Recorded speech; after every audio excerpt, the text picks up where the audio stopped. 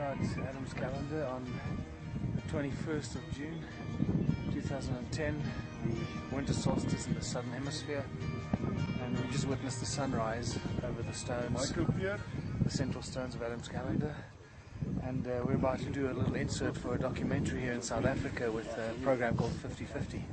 So it's a very wonderful occasion because it's the first time that we're really documenting this for television, mainstream television as well, and Project Camelot. At the moment, Project Camelot is taking a back seat to a South African professional television crew for a very well-known TV show in South Africa. And so you can see that they have a very sophisticated cinematographer who knows his business. They have a professional boom guy. They have a geologist here. And they're about to interview Michael. So Project Camelot is standing by and snapping shots whenever they can. It's freezing out here.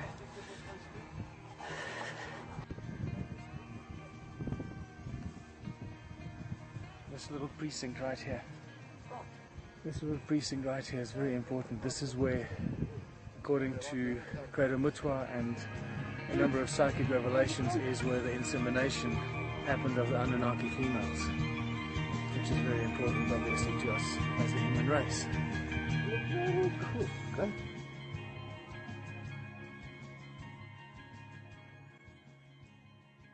The color of the soil here is red, and all of African soil is red, which it's said that Africa should be, and probably is, as it is, the breadbasket of the world. We could grow so many crops here. It's crazy. Everything grows like crazy. You put a stick in the ground, and next to you it's a tree. So now this is what's interesting. When you read the Sumerian tablets and the translations, especially of Sitchin and so forth, and it talks about the fashioning of Adamu, and when Adamu was born, and they say, look at the color of his skin. They describe his features. He had short black hair, short curly black hair, and his skin was smooth as the Anunnaki. But the color was dark red. Dark red like the soil, like the color of the soil of the deep Abzu. And there you have it, the color of the soil of the deep Abzu. Wow. So it's a very clear indication of what the first humans looked like. I see. Red people. Now what's interesting is that the oldest, arguably the oldest people on Earth are the Bushmen. The Bushmen are probably genetically the oldest people we still have today. And what do the Bushmen call themselves? The red people. They don't call themselves the yellow or the white. They call themselves the red people, who are probably the closest descendants of the first humans created here in the Abzu, in the mountains around us, right here. And that's the color of the skin they had. Mm-hmm. Fabulous. I love it. Well, you know, because of Sedona, I love the red earth. I just have a thing about red earth. For some reason, it has a lot of power. I don't know what it is. Did you hear the fish eagle? Yes. It's a... We just heard it. Yeah. There's some fish eagles down near the dams down there. There's a lot of natural trout springs here, in this area. Oh, really? In the Dalstrom area. Wow. Freshwater trout. There's huge trout farms around fabulous. here. Huge trout farms, because it's all fresh and it's undiluted water. Willem, you're not coming with us then? Where to? Yeah, to Adam's calendar. Yes, I'm coming. Okay. Is if you have one psychic telling you something, then it's interesting. If the second psychic comes along that hasn't never met the previous one and tells you exactly the same bit of information, you say, oh, that's curious. By the third, the fourth, the fifth, the sixth, the 10th, the 12th psychic that has now told you the same list of things that are identical to all the others about this specific site. You've got to say to yourself, hold on, what's going on here? And then what I'd like to do as a scientist, I'd like to say, well, is there a way of turning this hocus-pocus psychic mumbo-jumbo into a scientific argument? And you can do that very simply. And that is, you say, what is the statistical probability that 12 or 20 psychics have told me a list of 12 or 15 things that are identical about Adam's calendar and the stone circles? And the statistical probability is several billion to 1. And this is the quaint little village of Kaapsehoop. It means Cape Hope. I see. Or the hope of the Cape. And the Cape is hundreds of kilometers from Well, it's 1,000 miles away from here. So what is the significance of this place? It's a mining gold rush town. Ah. There were about 15,000 people that lived here in the 1880s, from 1880 when they discovered the gold. But Michael has to be the visionary. Yes, yeah. That's He's right. got to say, yes, This is the theory, this is the theory, and I will come up and say, but prove it to me. And I come up with proof, and that helps him again to... Michael wouldn't be able to see the way he does if he was too practical. Practical, yeah. Yes. So you need somebody to compensate him. Yes, yeah. So Johan, tell me how you got into all of this, because I understand you have a huge company that you fight forest fires. Fires, yeah. So what happened is I've been fighting forest fires since 1986, 85 actually, 1985. And I saw the ruins, and when inquiring about them, people just said they're insignificant cattle enclosures, cattle kraals enclosures, and residents from a couple of hundred years ago. So I accepted it until I met Cyril Romnick. I flew him around and I organized aerial helicopters for Cyril to go and research. He was busy with the research. Cyril has done tremendous work on yeah. linking ancient civilization in South Africa to the Hindu and the Dravidian culture. cultures. Right. And there's incredible evidence and how that has enriched the history of this country. Yeah. But Johan, do you have a scientific background? No. So what made you interested in this area? Cyril Romnick. No, Cyril Romnick. I went with him, and then I said to him, okay, I'll take photographs for you. I'll let me organize aerial photographs, because he didn't have... I took all the photographs I sent to him, and he did nothing with it. And then I thought, okay, let me start now. And that slowly I started. And when I found something amazing, and then you get more inquisitive. You find something more amazing, more inquisitive. And it actually... That's how I just eventually Adam's calendar, and I looked at this and thought, no, something to this. Wow. And then I came here in the mornings and the evenings and started measuring it, and then I got the surveyor to measure it to substantiate my theory that this is a calendar. If it was so important, if it was so sacred, why did they abandon it? That we need to figure out. For each statement, there's three questions. I have a lot of theories, but we don't have time for those now. But I have a lot of theories. Yeah. Yeah. And these are the theories that I talk about. They abandoned it because they Extensively. lost the knowledge of it, Yeah, a What's lot, the of, knowledge of a what? lot of knowledge has been lost. of what it meant. You see? And then obviously if you lose the knowledge, you lose the interest. Well, didn't you But just why- say that the flood? The flood is didn't the flood most come in? important thing, I believe. That's it. 13,000 years ago, the flood Lots came. of knowledge It had to be destroyed- lost. I mean, all of Atlantis was lost, right? Thank you. There are a lot of people that don't believe Atlantis even exists. Not only that, but the knowledge lost was enforced on the human race by the reptilians. Right. And this is something that some people still have a problem with. And it's okay. If they have a problem with it, then they must go away and do some more research. I watched a program last night on the blue holes in the Caribbean, where they dive down the blue holes, they cut those monoliths, and they cut them in half, and I don't know if you've seen it, and they then determined when the floods, when catastrophic events happened on Earth, and it's amazing there, and then how in those what can we say, Cores? cores, yes, Yeah. of the in the caves down the bottom. It's the best preserved history of the world. It's like a tree trunk. Yes.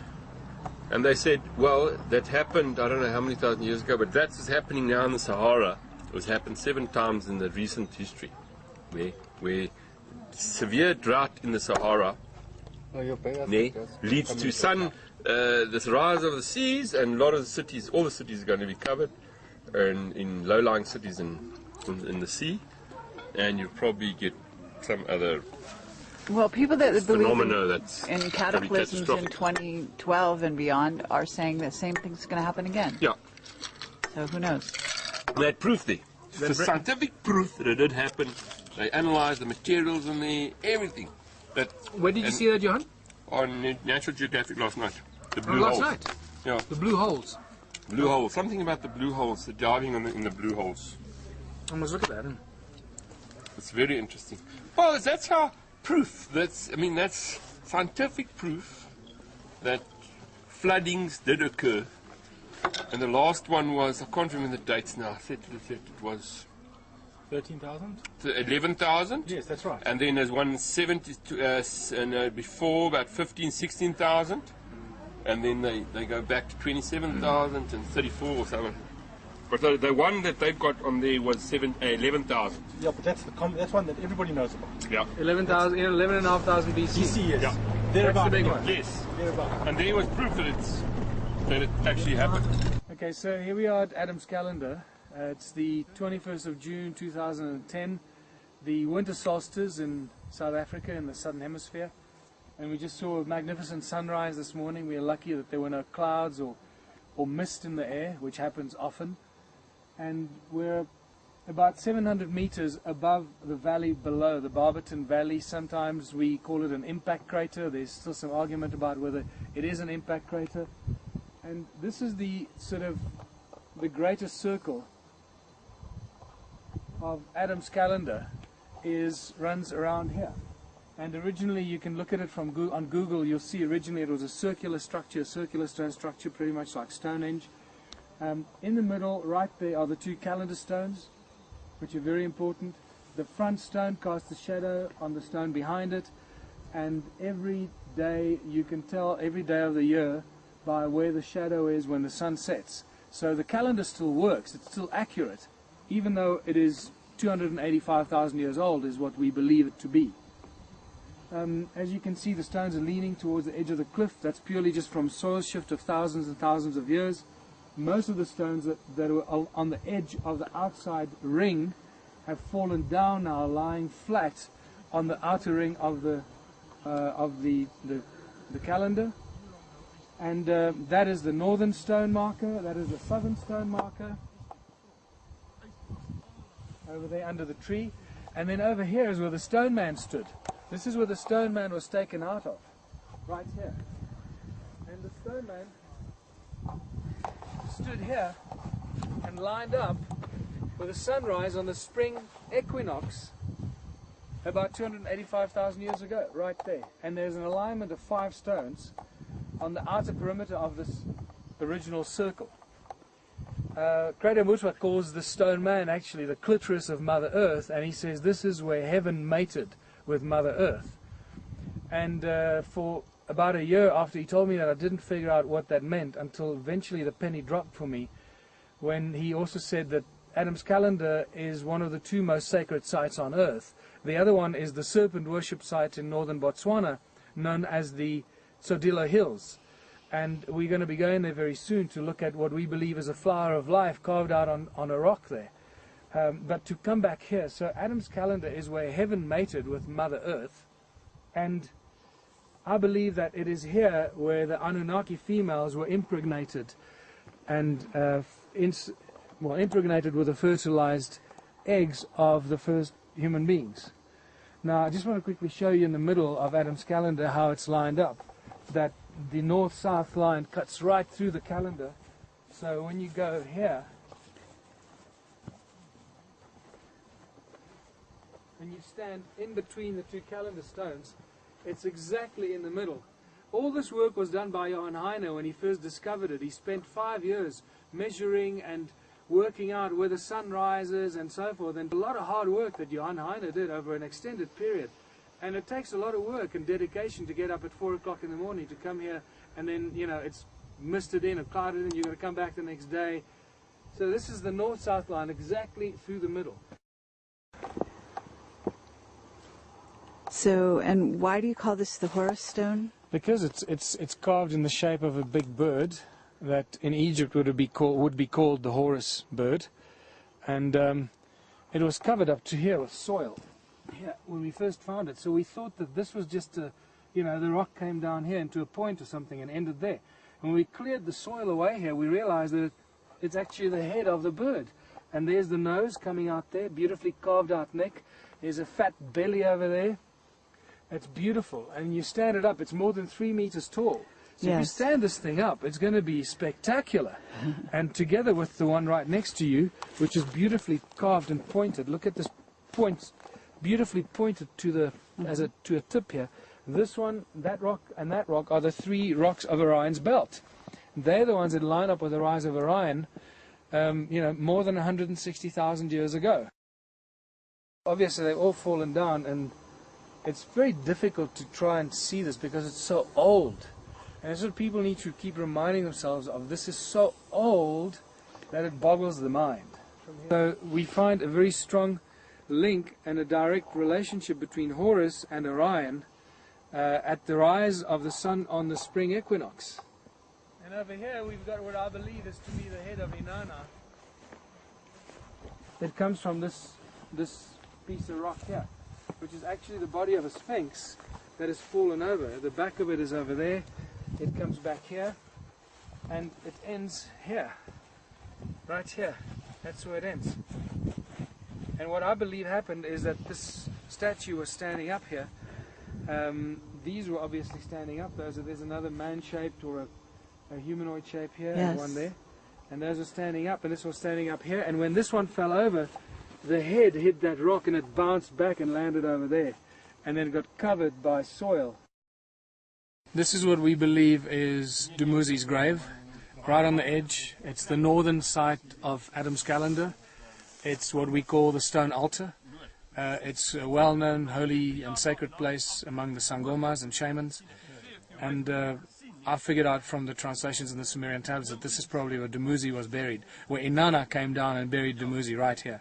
Infrared photography suggests that there's something about 3 meters tall buried under the stone altar, and it faces east towards the pyramids. The pyramids down there, we're probably only seeing this much of them, because when the flood came through here, and that's incidentally why this hasn't been destroyed, because this was built after the flood, that's why it's still here. Otherwise everything was covered by water here. And I think much of Adam's calendar was probably destroyed by the moving water. But because the calendar stones are facing north-south, that probably spared them from being pushed over. I don't know, these are just things that I'm thinking about. You know, you got to bring all these things together. But if you look at the pyramids down there, imagine a wall of water a kilometer high coming from south down there, south-north, and flooding all that valley down there, and depositing all the millions and millions of tons of soil and sediment on top of the pyramids. So we suspect that the pyramids are probably only sticking out half of them, or maybe even less, because the third pyramid, there are 3 pyramids, 2 big ones and 1 small one, to the right of the 2 pyramids, just like in Giza, right? And if you look at which way the tail of the sediment is aligned, it aligns towards the north. So it also suggests that if they are indeed pyramids, which we believe they are, and the sediment came and deposited on them, it left behind a bit of a tail of sediment facing north. The statue of Inanna, which is lying down this escarpment in what we call the workshop, one of the stones that has been clearly worked and carved is clearly a bust of a human. And if this is in fact where Inanna buried Dumuzi and Dumuzi is buried here, then that could be the statue of Inanna. And then we have the Sphinx and Isis. The Sphinx is often referred or associated with Inanna as well. Here we have, what we also have taken is infrared photographs of this spot here.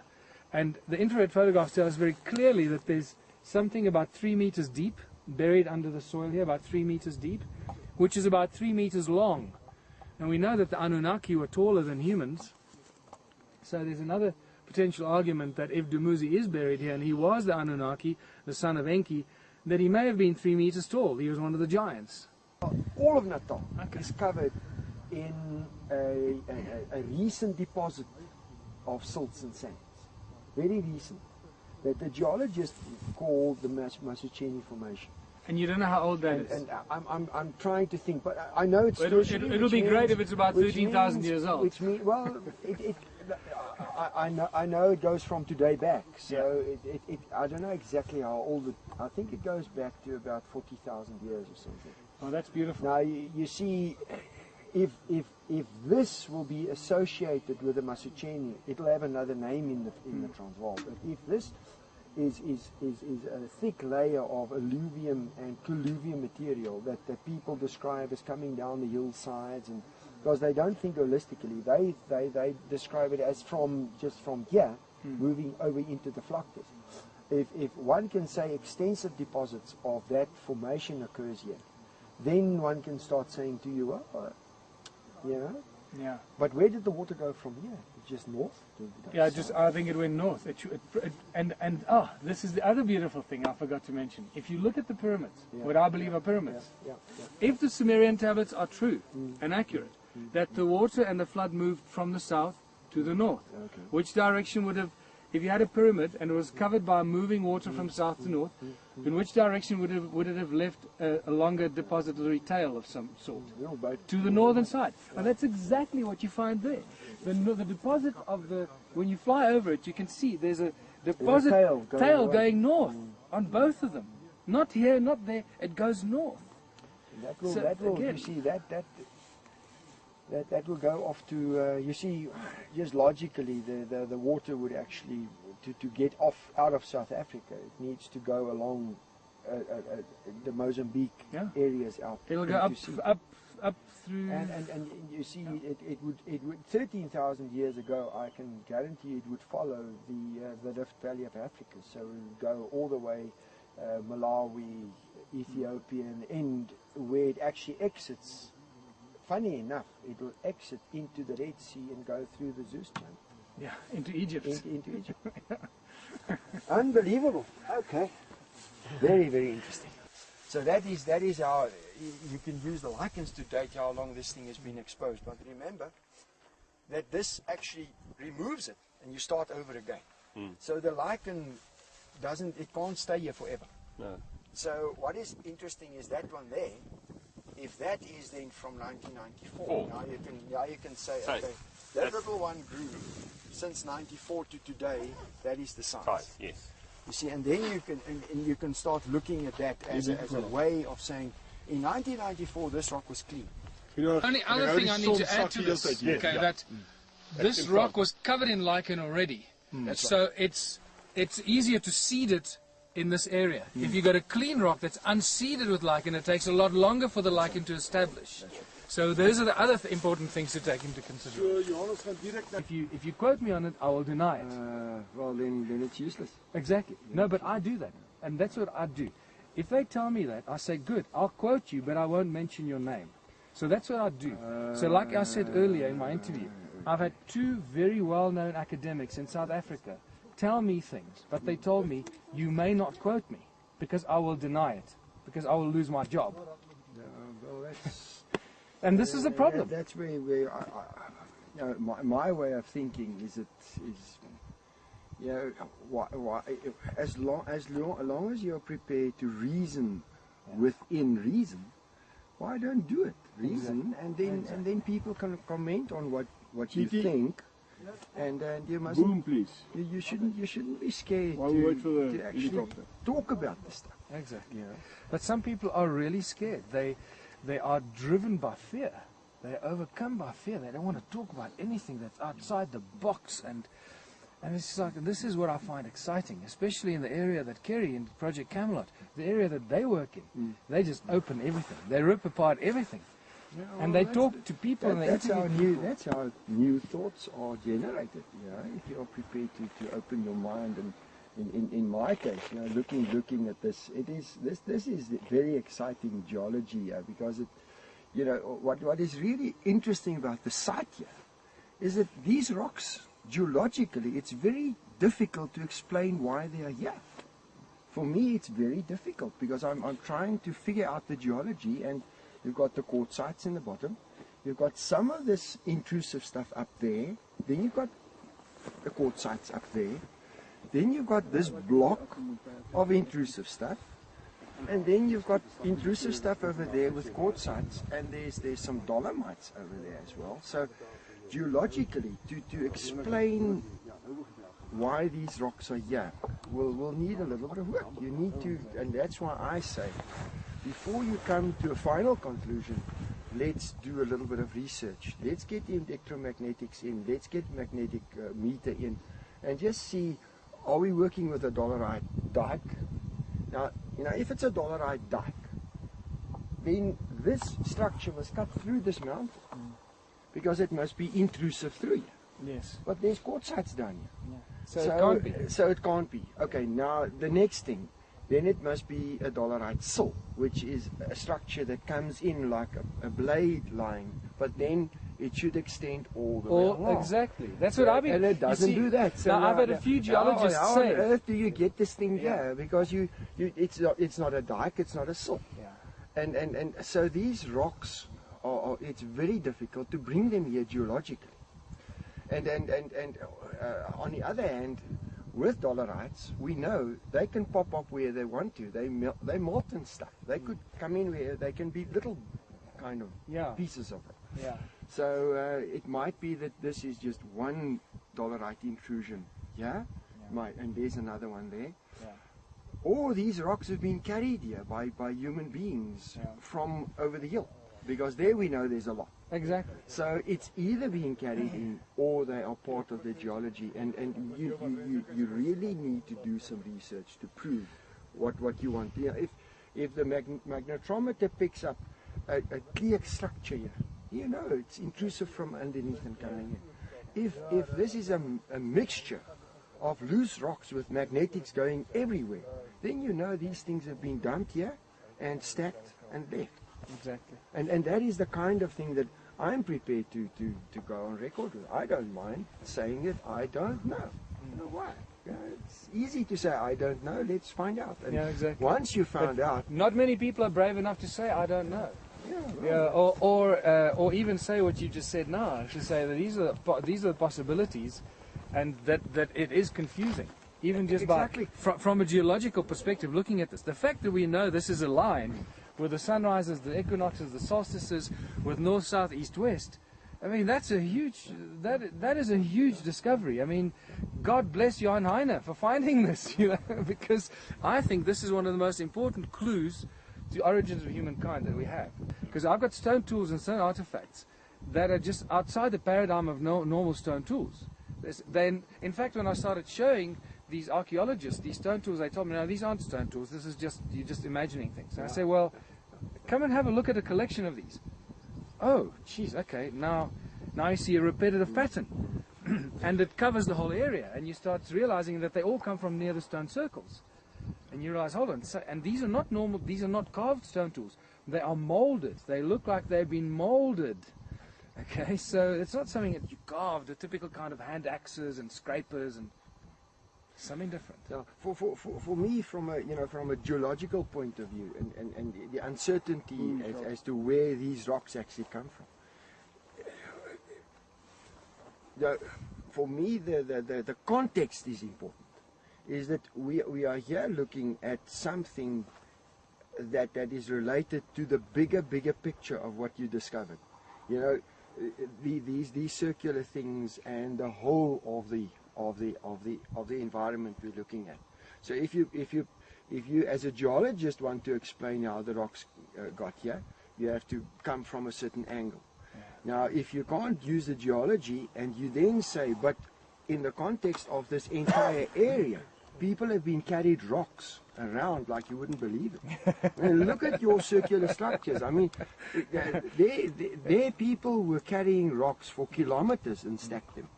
So then immediately it's not impossible that somebody actually did carry the rocks here. And that see, that is why the possibility of people bringing rocks is there now. Yeah. Because if you look at the bigger picture of how many tons of rocks has actually been carried in the times when these stone circles were built, then it becomes a possibility. Well, I did a quick calculation, okay, and it gets ridiculous. The numbers get so big in tons that I don't know how many trillions of tons of stone have been moved and carried to build these structures. I'm talking about trillions of tons, not just millions and billions. Is that for all the structures in the entire Southern Africa? Yeah, and that was just the tip of the iceberg, and then you start looking at the roads or these channels that link every stone ruin together. The fact that they're all built from the same stone. Okay, this is another very important thing. All the way from Nelspruit, all the way across South Africa into Botswana, they all built out of one stone only, hornfells.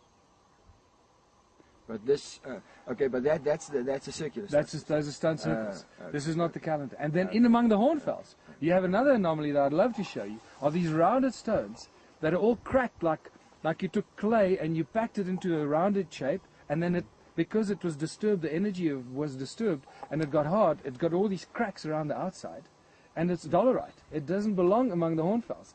These hornfels that have been rounded, that look like they come from tumbling waters for a long time, on tops of the mountains, and it's not just random willy-nilly stone lying around, it's all hornfels. And we found out that the hornfels is a very, you probably know this very well, very specific geological composition. It's 54% silica dioxide, it's about 28% aluminium, and the rest is iron. There's a bit of manganese in there. But its most important property is its acoustic property. They ring like bells, and I'm going to show you. They ring like bells. So we're dealing with quartz crystal, something that is so close to quartz crystal, with very strong iron and aluminium and manganese. Now you realize, okay, these guys use the stone for very specific reasons. Now we recently measured the energy in these stone circles, and this is brand new research that we've done. We measured 72 dB at 14.5 gigahertz.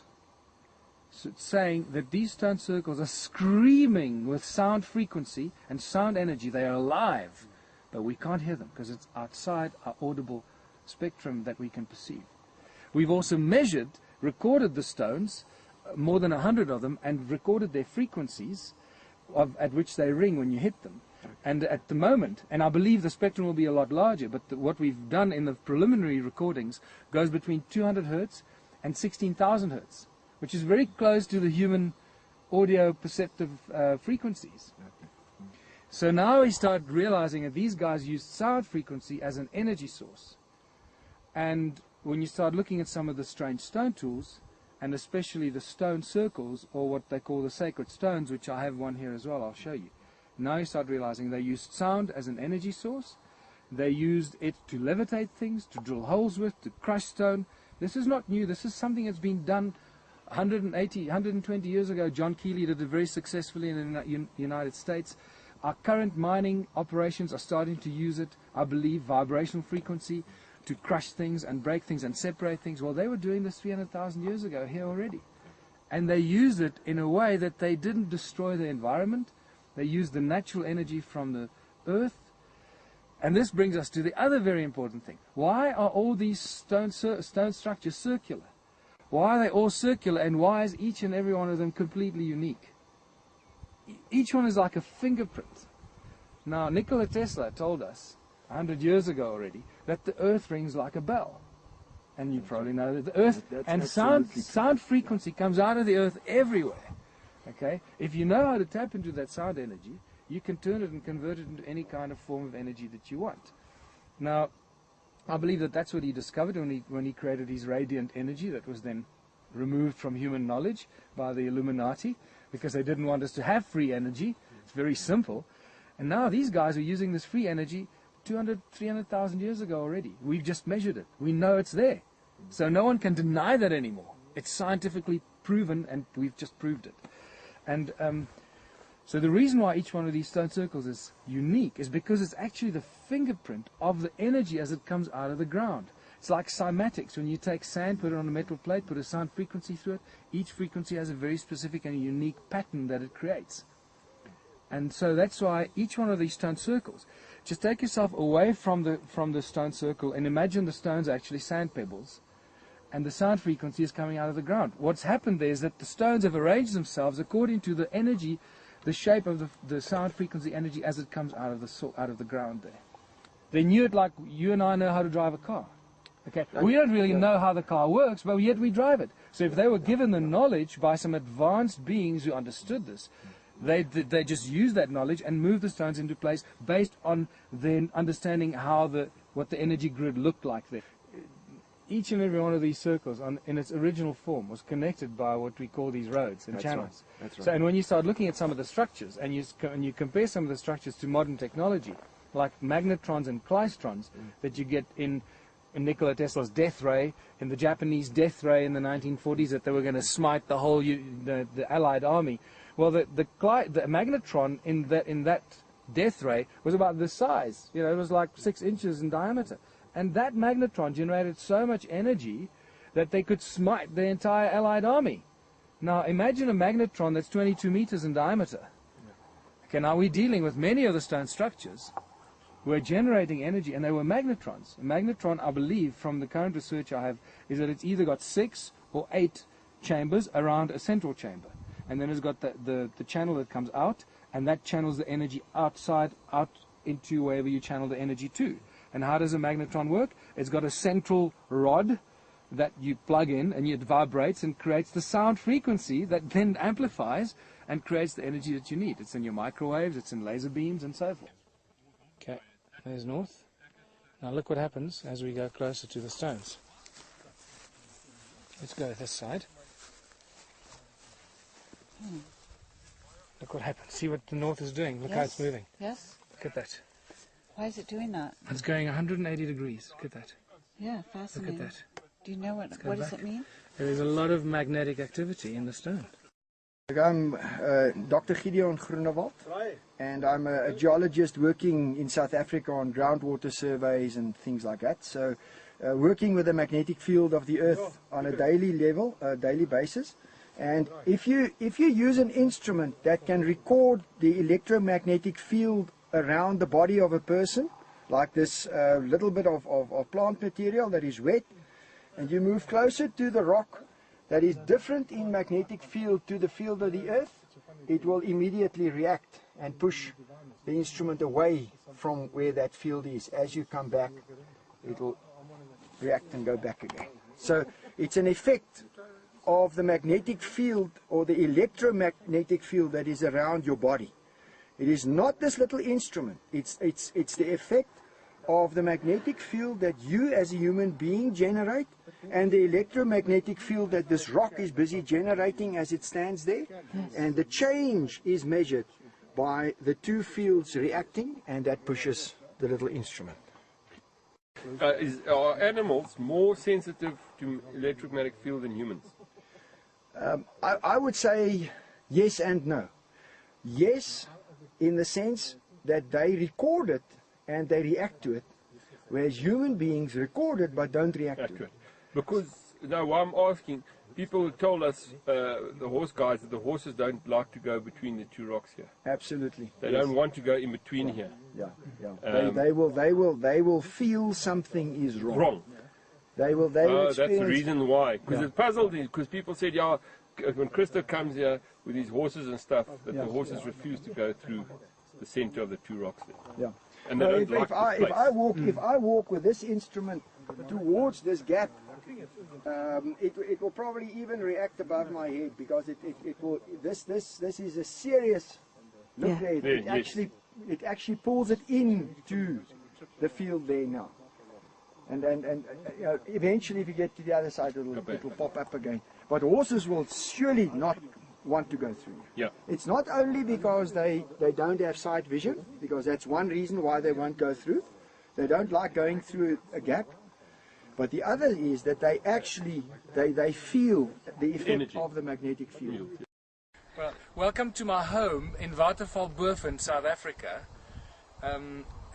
Just so you can see that this is real. There is a little place called Stone Circle Bistro with a museum that I'm going to take you to. And this is Michael's luxurious car. What is it?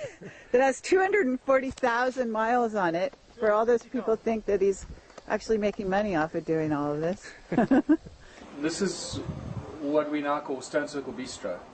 The museum is over there. There was just an old deserted double garage that we had to do a lot of work on, converted, and we added another room onto it, which is a little function room, with the idea that people come here and they come and look at the museum.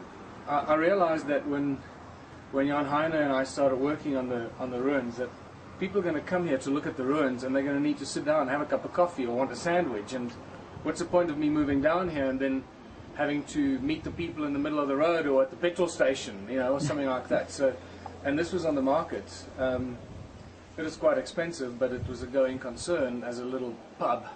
So I realized that there was an opportunity to make a stop for people that are interested in the ruins, in the cultural heritage, to come here, have a look at the museum, go out to the river, have a picnic by the river, and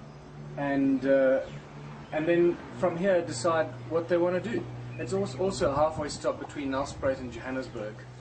So it's turning into a very nice little stopover and a place where people come and fill up on the knowledge of ancient civilizations, which they're completely not unaware of. You know, what happens to people, they arrive here, and they go, oh, there's a little bistro, a little pub, country restaurant, and then they get the menu and they read in the menu that this is the home of, you know, the oldest civilization on Earth, and suddenly they go, wow, where can we see this? And they go into the bookshop inside. I've got a little bookshop that I created next to the restaurant, and they see the books, and then they go to the museum, and then they want to go and see the ruins. So it's all developing that way, but you know, as you realize, it takes a lot of work, a lot of blood, sweat and tears, and it's been 2 years of non-stop work that has really pushed me to the edge. I must say, sometimes I just thought of giving up, but I think we're about to turn the corner. As they say, most businesses take about 2 years to take off the ground. Well, we're at that 2-year mark right now. So let's see where it goes from here. The fact that you're here is great, you know. Now everyone in Camelot will know about Stone Circle Bistro, absolutely, and the little museum, and that they can come and have a picnic by the river. It's a long way to have a picnic from LA, but you know, as you've seen, it's. But they'll come to see Adam's calendar, and you've trained at least one guide, right, besides yourself? Yeah, I've trained 2 guides. 2, okay. And plus there's a new guy now that started guiding, the guys that are the bird guides as well. Okay. So that's very exciting. Because Adam's calendar is also in a bird reserve? That's right, the Blue Swallow Reserve. Yeah. Which is great. I mean, that's, you know, thank God, because in a way that way they won't, you know, go up there with bulldozers one day, right? That's the one benefit. The other problem is that the government hasn't actually recognized it as a national monument, as an ancient site. Right. They still see it as a bunch of stones standing around. I mean, you can see how ludicrous that is. Yes. You know, it's unbelievable. Imagine the British government saying, no, Stonehenge is just a bunch of stones.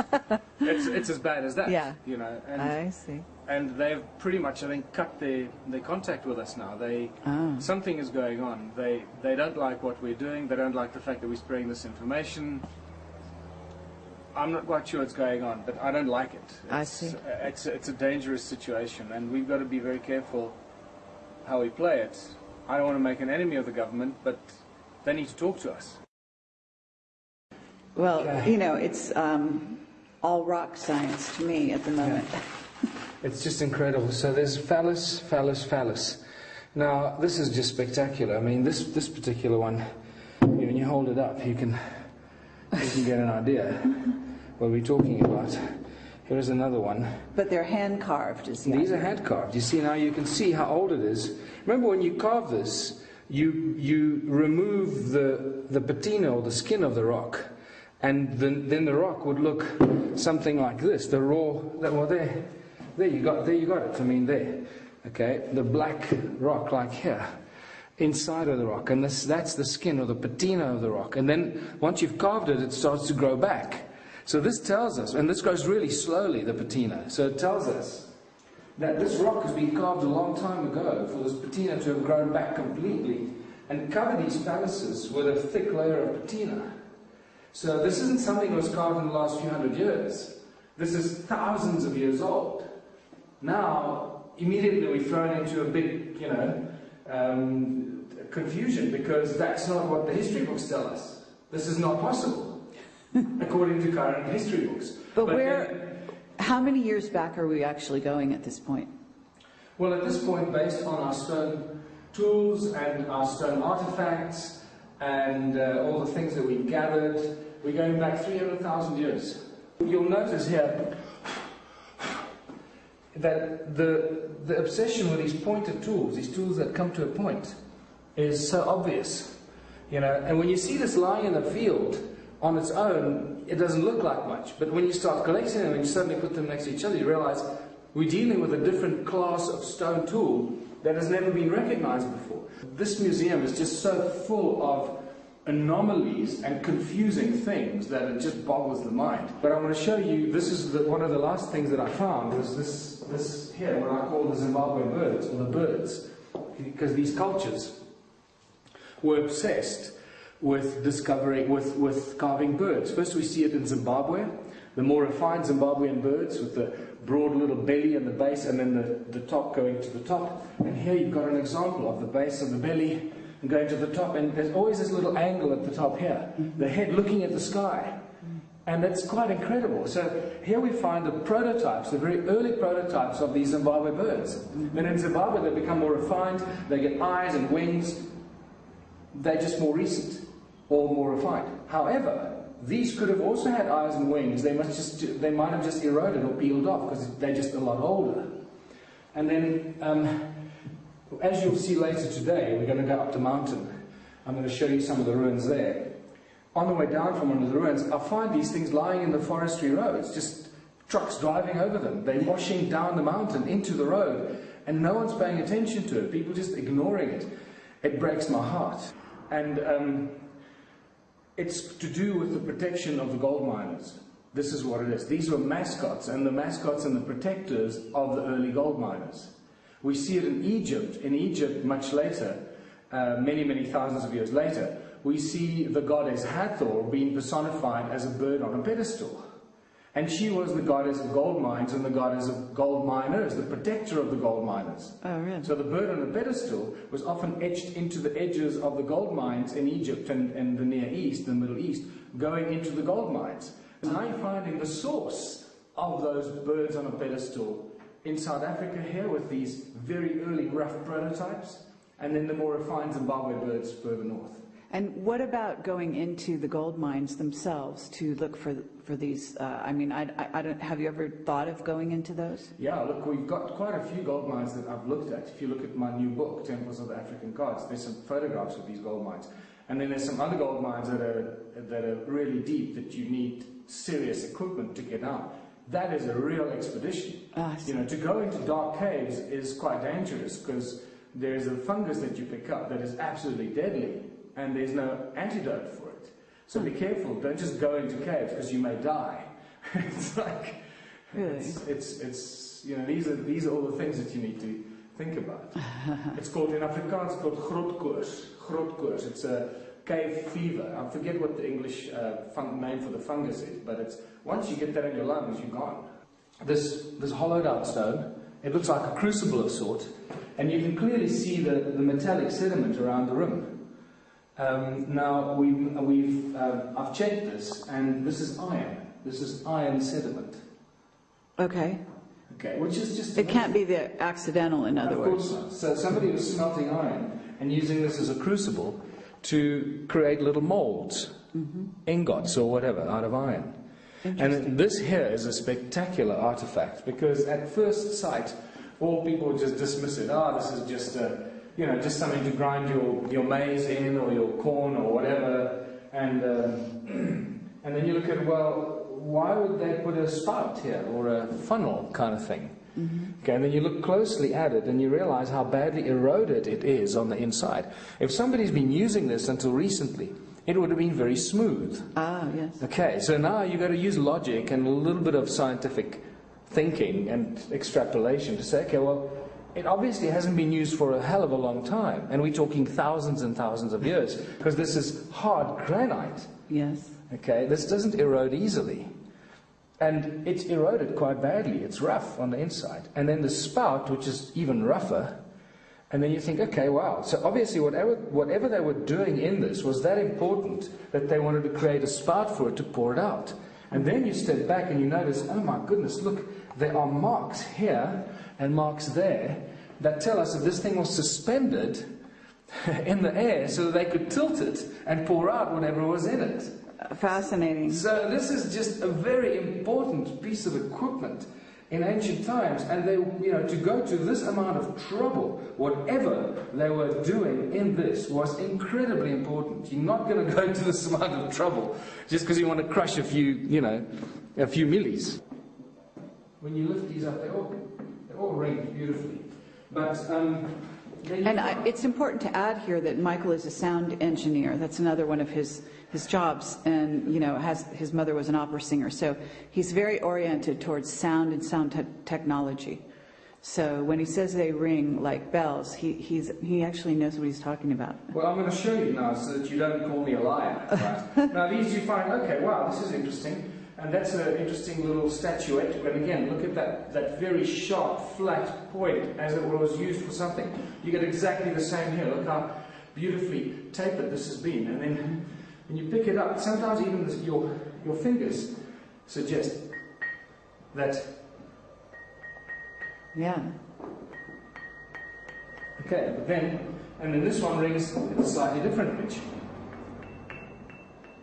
Okay. Sounds like piano keys. Now when you ring them together, you hear the two frequencies harmonize together or ring together.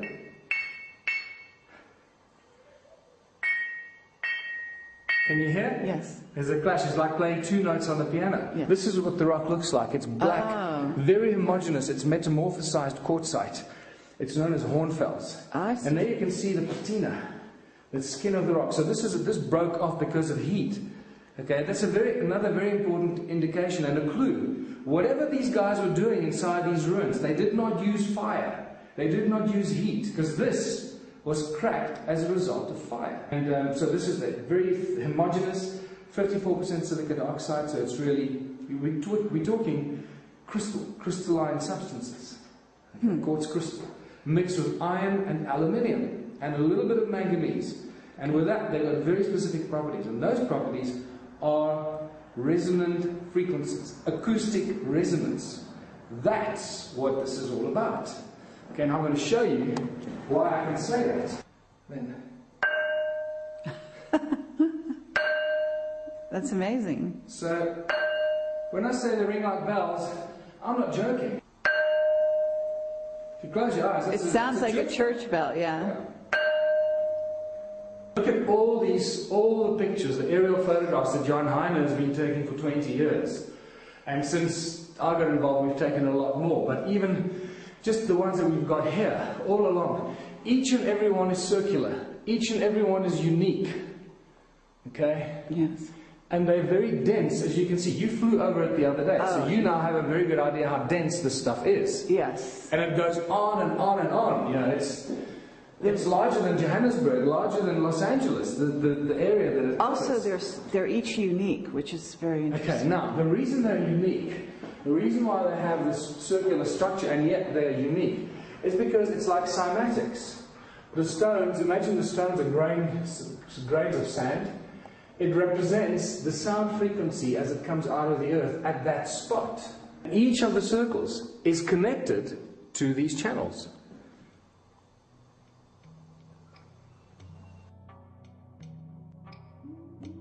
You're only, I think, the second or maybe the third person that has ever been taken up to fly and look at the ruins by Johan Heine and myself.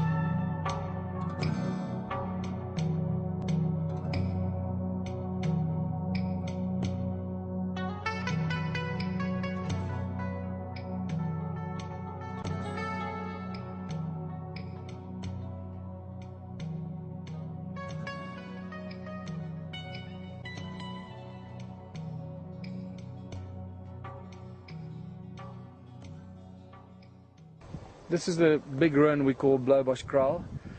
Fortunately, it's been preserved inside the Sapi forestry area, and we have a good understanding with the Sapi people under the Makumati Foundation. We have a clearing team, and we work with the Sapi people to keep them clean and keep them preserved, so we can bring tourists here and show the people. Otherwise, they'll be completely overgrown and you wouldn't be able to enter. I mean, all this has been cleared, as you can see, recently. I see. And so that you can have access. Otherwise, the grass is so tall and so thick, you can't even come through here. I see. Now, the interesting thing about this ruin is that this has got very strong links to the Hindu and the Dravidians, like I mentioned earlier. It's one of the most difficult and complex ruins to try and explain. Later, I'll show you the one at the top of the mountain is a lot easier. But what's interesting and quite confusing here is because it's been messed with so many times by passing cultures and passing civilizations that they've just rebuilt it and restructured it to their own needs and purposes. So that's what is so confusing about it. So the poor archaeologists arrive here and they look at this and they don't really know. You've seen the extent of it from the aeroplane, from the helicopter. Well, not a single archaeologist that I know of in South Africa has seen it from a helicopter. They just don't know the full extent of it. They don't know that there are 10 million of these ruins in South Africa. They think there are a few hundred or a few thousand. So they can't put it into context. Yes. So when they make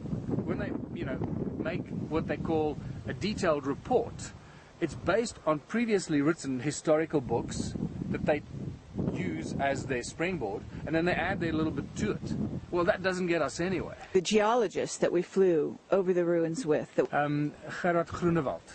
And he's a senior geologist worldwide. I mean, as you heard, he's famous. He discovered some dinosaur eggs. He was on National Geographic, and he became quite a controversial figure in South Africa and in the world because of his discoveries and his pronouncements. and he was proven right about originally the dinosaur egg. He was telling, oh, it's just a rock, and it was actually a real prehistoric. And you heard him say absolutely categorically. You know, at first he was a bit reserved, and then by the time we took off and we flew over it in a helicopter, he turned around and he just looked at us and he said, this is no way, this is natural rock, this was brought here by people, this was built by humans, and this is mind-blowing stuff. And by the time we flew here, and we flew over this whole area here, with those very dense visible settlements further up there from the helicopter, he just said, this is ridiculous, this is unbelievable, this is old, this is thousands and thousands of years old. This is not something that was thrown together a few hundred years ago. So currently, the history books, as written by the respected and official archaeologists, say that this ruin was built 200 to 300 years ago by the moving Bantu people from the north, a small family of 15 or 17 people. Okay, and then you got to say to yourself, okay, guy, what drugs are you on? Okay, really, just okay. So they're migrating through here, and they just quickly built this. So let's just look at the statistics here, right? You can see it. When we go inside, you realize how much bigger it is. But let me just give you some of the stats. Yeah, absolutely. So first of all, I measured the circumference. It's about 100 meters in circumference. Okay. Then I took an average width of the wall, took an average height of the wall, what it would have been originally, and I worked out there's about 500,000 stones here. Okay. Now, you're not going to have, first of all, the stones are not from here. They come from the river all the way down the valley. Right, so a small family of migrating people of 15 to 17 people, just do the maths. They ain't going to build this in a lifetime. Yes. It's just not going to happen. If they stay here for the rest of their lives, they're not going to build this.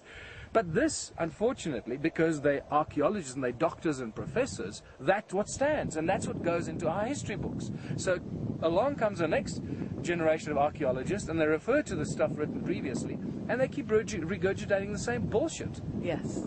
And that's what it is. It is so infuriating. I just want to slap these people and wake them up. So just come with me. Let me take you on a little journey of discovery, and let's think about this and apply some logic. And each individual stone is actually quite big and heavy. Well, they are. The average weight of these stones is about 20 kilos. Wow. You know, these are not small stones. I'd say probably between about 10 and 30 kilos. That probably, some of them are even heavier than that. On the ruins at the top, even higher up, we got stones that weigh a ton. Yeah. You know, we got stones that are like a ton, and then you go, okay, hold on, and then the story gets even better, Kerry. Then they tell us, oh, those ones up there were built by women and children. I'm not kidding you. This is just one of those strange anomalies. There's a little circle with no entrance outside the big circle. Okay, Right. so you say to yourself, okay, well, who's going to build a circle of stones with no entrance for what purpose? And it's when you start realizing that the stones ring like bells. I mean, listen to that, you know. Mm-hmm. So what you've got in essence, you've got stones that are like the strings of a piano, Wow. right?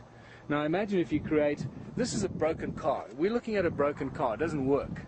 You know, it's like, so people come here and say, well, if you say that this is an energy generator, show me, prove to me that it works. It's like me taking you to a scrapyard and telling you, if you've never seen a car before, and telling you, oh, those were used to be cars that used to drive on the road. You say, oh, really? Well, prove it to me. Well, it's a broken car, you know. We don't even know what components went in there, but it It's certainly points to that. Yeah, Now, interesting here's one analogy. of those, remember those pointed tools in the museum that I showed you? Well, here's Yes. another one of those. Okay, look at this beautiful one. Yes. Okay, now this is clearly not an accident. Right. And once again, we got something that rings Yeah. like a bell. Reddish color grows back, the patina. I see. Originally, when you break it, it's black like this. This Oh, very I see. black, That's the charcoal fresh, homogeneous. and the red And it- is the patina. Eventually, the patina will grow back, the skin will grow back, so it looks like it never broke. The current research that I've got on patina growth, on this particular patina, tells us it takes between 5 and 10,000 years for this patina, or Incredible. I think 5,000 years actually on this particular one, for the patina, for the first microscopic layer of the patina to start forming. So now we're dealing with chunks of 5,000 years. Uh-huh. This is not something that happens, you know. So that's why when I show you a patina of 2 millimeters on a rock that's been manipulated, you know that that's, you know, 100,000 years plus. I'm beginning to believe that they use these pointed, molded or shaped stones to focus and channel the energy just like a laser beam does in a, or a crystal does in a laser beam. What is this part? What do you call it? Well, the town is called Waterval Boven, which is a Dutch word for upper waterfall, a waterfall at the top. And then it's got a second half, Waterval Onder, which is a town just below the waterfall, about a drop of about 700 meters into the valley, which is known as the Lowveld, of the province of Mpumalanga in South Africa. He took me in a helicopter all over the ruins. I've been to Adam's Calendar and seen the stones and felt their energy, and this whole story is really going to break open very soon across the world, I believe, and you're going to have a lot more experts coming to you to talk to you about what's really going on here, which is really amazing. Well, thanks very much. At this stage, the experts have been very on the lean side.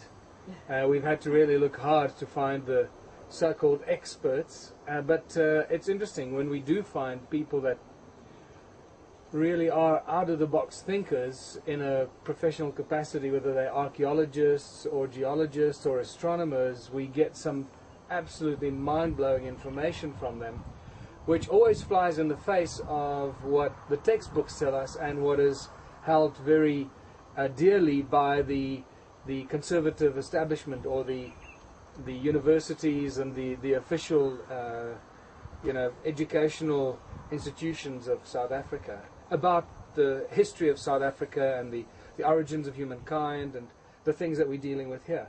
Right. So you've actually gotten emails from some of those academics that are less than flattering, shall we say, towards your work. Yeah, it's very funny. You know, it's when I have tried to reach out to the guys that are linked to the tertiary institutions, their response is very dismissive and very, looking down on us as if we're a lower class citizen with, we shouldn't be meddling in their, we shouldn't be meddling in their special area of interest because they are the experts in this. And yet at the same time, they haven't studied our work, they haven't really looked at what we do or what we've discovered, and they haven't even been to many of these sites. And at the same time, they're prepared to go on record and make statements as experts on our discoveries when they haven't had any knowledge or information about it themselves. Absolutely. Well, it's been a fascinating journey. I've been here for about a week now, and I have to say that there's so many ruins around here. It's just amazing that it's gone undercover without discovery by the academics, by archaeologists, etc., to Adam's Calendar itself, which is really a significant site. And as you and you could probably go into this here, the fact that it's on the 31st parallel and lines up with the Great Pyramid in Giza, and there's another site right on the way. What is it? That Great Zimbabwe ruins. Right. Yeah. So the 31 east longitudinal line seems to be very important in ancient civilizations here, and that's really interesting because we've got, as you say, we've got Adam's Calendar, Great Zimbabwe ruins, and then we've got Nabta Playa as well in southern Egypt, and then the Great Pyramid, all along the 31-degree east longitudinal line. And as I mentioned last night in our presentation, the numeric, ancient languages had very specific structures, and they were structured, the alphabet was structured according to a power system and a numeric system of value that was given to each letter. And the word El is, or Elohim, or El, is actually the numeric value in Hebrew for that is 31. So I guess they're trying to tell us that these were built by the gods of the Bible, the Elohim of the Sumerian tablets and the Bible, which I believe are the same, the one and the same. And as you already know, I believe that they are the Anunnaki. Right, absolutely. And their number was 31. Okay.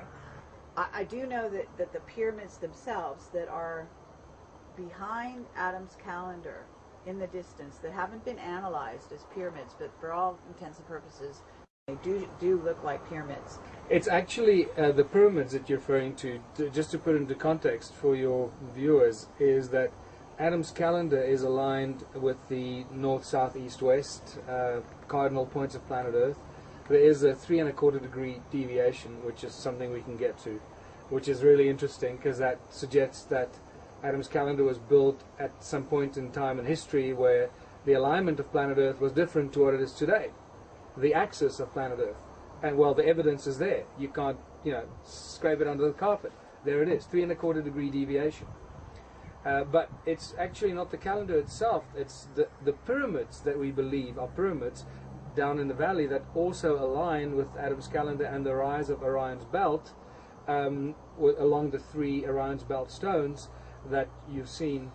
The pyramids line up with that rise of Orion's belt further down in the valley. And it's actually the pyramids, what we believe are pyramids, that are along that 31-degree line. So it's the Adam's pyramids, Great Zimbabwe ruins, Nabta Playa, and the Great Pyramid of Giza that are all in this perfectly straight line. That line, however, does not run exactly parallel to the 31 degrees. It crosses slightly over, which once again suggests that there may have been some sort of a crustal displacement. Well, I assume that whoever built it didn't make mistakes. Okay, these guys in the past, they knew what they were doing. And if they wanted to put things in a straight line, they did. And they clearly put these structures in a very specifically straight line along the 31 degrees. But it crosses it over from a few seconds to the west in the south to a few seconds to the east in the north in a straight line. I mean, other than the psychics that you've been talking to, right, and the channelers, other than that, you don't have any way to document or prove the Anunnaki are behind all of this. Isn't that right? Other than Zechariah Sitchin, and is it the Sumerian tablets as well? Sumerian tablets, but also let's look at some of the interesting anomalies and indicators that give us information. When we first saw the mounds at Adam's Calendar and realized that they look like pyramids, we obviously, well, specifically me, I started getting very interested in them and realized that they must be pyramids because they just completely out of place. You saw them yourself. Yes. And so I thought to myself, well, let's test this in some weird way. What kind of tests can we apply to this? Now, and it was actually a group of psychics that I brought that were a humanities interest group that came from 12 different countries from all over the world. I took them on a tour of Adam's calendar, and one of them turned around and told me that the pyramids are on an extended golden mean spiral that starts at Adam's calendar. And as that person told me that information, it just came flooding in. And I knew exactly which 2 points we should use. And I went and did that, and we drew the golden mean spiral between the center of Adam's calendar, the 2 calendar stones, up to the stone altar, which I believe is the grave of Dumuzi. And you start that as the starting point of the golden mean spiral, and you start drawing it out, and guess where it ends? It ends right between the 2 hills that we think are pyramids. Now, that is, just too much coincidence in that, for me. Yeah. As we know, these ancient cultures and civilizations knew a great deal about the flow of energy, the Fibonacci sequence, the 5 factor, the 1.618, and all these golden mean spirals. And they structured, it seems to us now, the more research we do into Egyptology, into the other ancient sacred sites around the world, it seems that most of these sites have been structured along these golden mean spiral and the flow of energy channels. And time again, the psychics tell me things that are just really amazing. And many of the things are, first of all, that Adam's calendar was built by Enki, or commissioned by Enki, that it was where humans were originally cloned, the human race, or the Lulu Amelu, and so forth. And then on top of it, we had a geologist there at the site. By the time we took off in the helicopter and he saw it from the air, he just turned around at us and in a very excited voice said, "There's no way this was natural formation. These stones were brought here by humans. These stones were put in the ground purposely for a specific reason, to build a calendar by humans. That's it." And he risked his reputation by coming out as bluntly as that. And that, I find that's amazing. Right, absolutely. And he's actually the second geologist that has done that. Okay. The other geologist, Peter Hobson, is actually come on board with us into the Makamati Foundation as our sort of in-house archaeologist. He's an archaeologist and a geologist. Wonderful. And when you speak to Peter, you get a completely different view of what's going on here than when you speak to an archaeologist or a geologist at university. And he's an out-of-the-box thinker. He's broadly read and informed. He understands the whole Anunnaki problem. So he's open to all these other suggestions. Wonderful. Okay, so in terms of Adam's calendar and all these ruins, where do you go from here? Well, there's so much work that we need to do, and that's really the only hurdle, and everything. The only thing that's holding us back is funding. The Makamati Foundation is at the moment run by Johan Heine and myself. Although it's got a lot of members, but we're the guys that are keeping it alive and active, because at the moment we're estimating based on previous scientific studies, which I'm not sure are very, very accurate. And that's all that we have in the world. That's what exists in the field of science for us to work with. Right. Okay. So these aren't easy things to deal with, Kerry, and that's what I find fascinating. People come in and say, "Well, have you done this? Have you done that? When are you going to dig? And why aren't you excavating? And why haven't you gone and excavated the pyramids? And and why haven't you dug there?" And I go, "Whoa, we want to do all that stuff, but bring us the money and we'll do it." Absolutely. We're in the middle of this ancient civilization and all these ruins everywhere. Yes. And it runs for about 100 kilometers that way, maybe even more, and about 100 kilometers that way. So we're looking at 10,000 square kilometers. And it goes into, didn't you say it also goes into Zimbabwe? Well, that's where you get the other pockets that are very dense. We're sitting in one sort of what I call one of the lost cities. I found 3 of these lost cities. This is one of them. And the other one is between Rustenburg, where I come from, and Botswana, all the way into Botswana, which includes the famous resort of Sun City and the Palace of the Lost City. They built the Palace of the Lost City, which they thought was a fictitious name, on ancient stone ruins. On a lost city. On a real lost city. They aren't even aware of it. Right. And I recently did a presentation to the marketing director of Sun City, and they nearly fell on their back. They couldn't believe what I showed them. So there might be an interesting opportunity for the Sun International people to get involved in something, but they're into tourism. I don't know if they're into archaeology. There are several million of these stone structures, circular stone structures in southern Africa, which includes Zimbabwe, Great Zimbabwe, and pretty much all of Zimbabwe is covered in these stone ruins as well. And that's why we can say there are millions of them. And if you start looking on Google, you're just going to fall on your back to see how widely these things cover. And they're all in gold mining areas, isn't that right? Well, it seems like they were certainly used for the purpose of processing gold ore and getting gold or other minerals, probably also iron and copper and manganese and whatever else. But I think gold was obviously the primary metal and item they were looking for. And that's evident all over the place. And the fact that they're circular and yet each one is completely different and completely unique is very, very interesting. And that starts to ring very interesting alarm bells, because you say, well, why would each one be completely unique and completely different from the other stone circles? And that's when you start realizing, hold on, we're dealing with something else here. We're not dealing with, replicating a dwelling, a million times that looks exactly the same the way we would build houses today if we wanted to build cheap housing. They didn't do that. Everyone was unique. Yeah, and it boggles the mind that, what they might have been doing, like what really was going on here. It's just, it's pretty stunning. Certainly they were moving stones using some sound. And that's similar to the Egyptian pyramids, as many people will recognize. But it seems to be more than that. Certainly there seem to be set up as possibly healing places. But what else was going on in terms of why would you need all these structures, and were they actually living in them? Because that's the other issue. Because if they don't have entrances, what does it mean? What are they doing? That is the big mystery. We really, at this stage, I don't have an answer for that.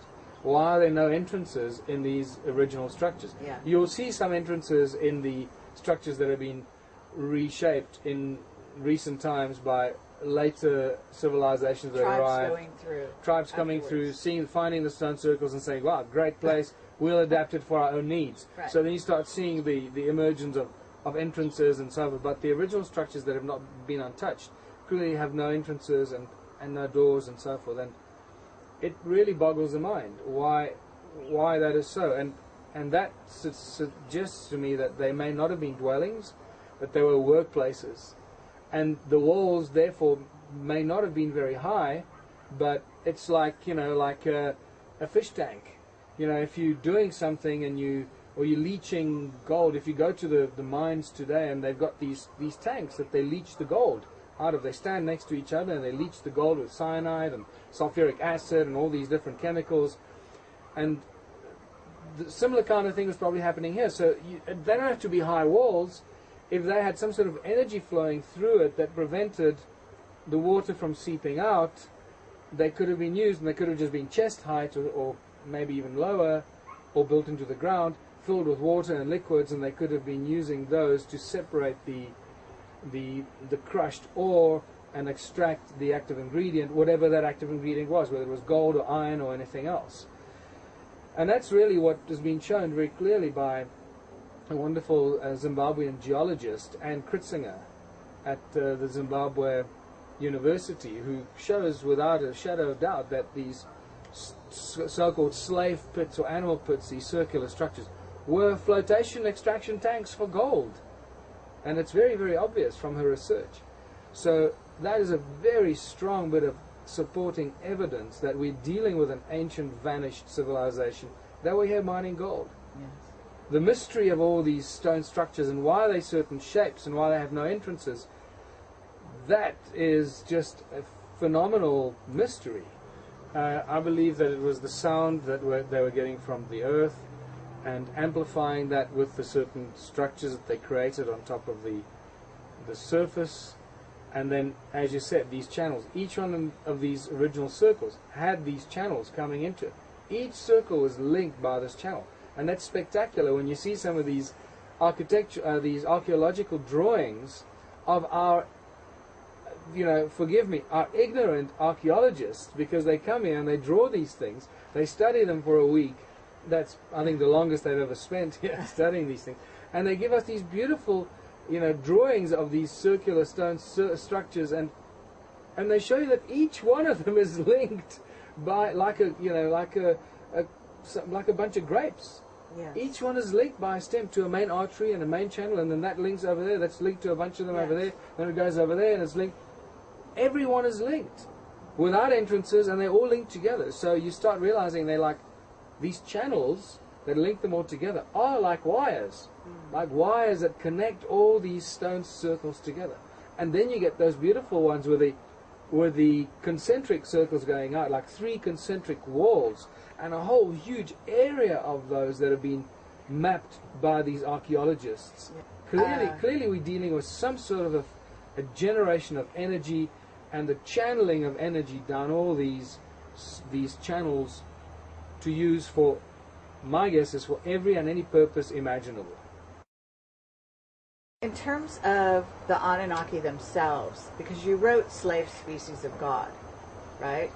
And it's God with a little g, right? That's very important. Very important. Slave Species of God, God with a little g, to make very clear for people and differentiate God with a big G from God with a little g, and the twain shall never meet. Well, maybe someday, Well, not in the way that we've been sort of led to believe, right? Sure. But I have to say, because, of course, Camelot has special interest in the Anunnaki as possibly still being here on Earth and backing up the Illuminati and so on and so forth. So what we have here is a really interesting find that relates to all of that. And, I mean, for example, have you ever been in touch with Sitchin? Is he aware of this? Well, I hope that by now Sitchin is aware of this. I've never been in touch with him. I'd love to bring him down here and show him what it is that he started, because I think it's really his translation and his volumes of work that really got people interested in Anunnaki and their quest for gold and their large gold mines and gold settlements that they created in the deep Abzu. And I also want to clarify this, okay, because there's a lot of confusion about this thing called the Abzu, and where is the Abzu? And people will tell you it's in the Middle East, or it's in India, or it's in Ethiopia, and very few people have ever suggested that the Abzu, and especially the deep Abzu, is in southern Africa. Some people have suggested that, but I think there's a lot of resistance to that. Like there has been forever the resistance that anything of value could have come out of southern Africa. I mean, that's been going on for thousands of years, or for a long, long time. Huh. Okay? Okay. Because we're dealing with King Solomon's mines, where's the land of Ophir? Well, if we compare the land of Ophir and the land of Abzu, and we start drawing, let's try and be logical about this, and apply chronological steps of logic and rational thinking. So if this place called Abzu is where most of the gold in human history has come from, yes, then clearly we're sitting on top of it right now, because you've seen it. This is the place where most of the gold comes from, and it's still coming from. It's right? still coming from here today. Yes. Most of the gold in the world from southern Africa. And if people don't know that, then they're clearly misinformed. And this has been going on for hundreds of thousands of years.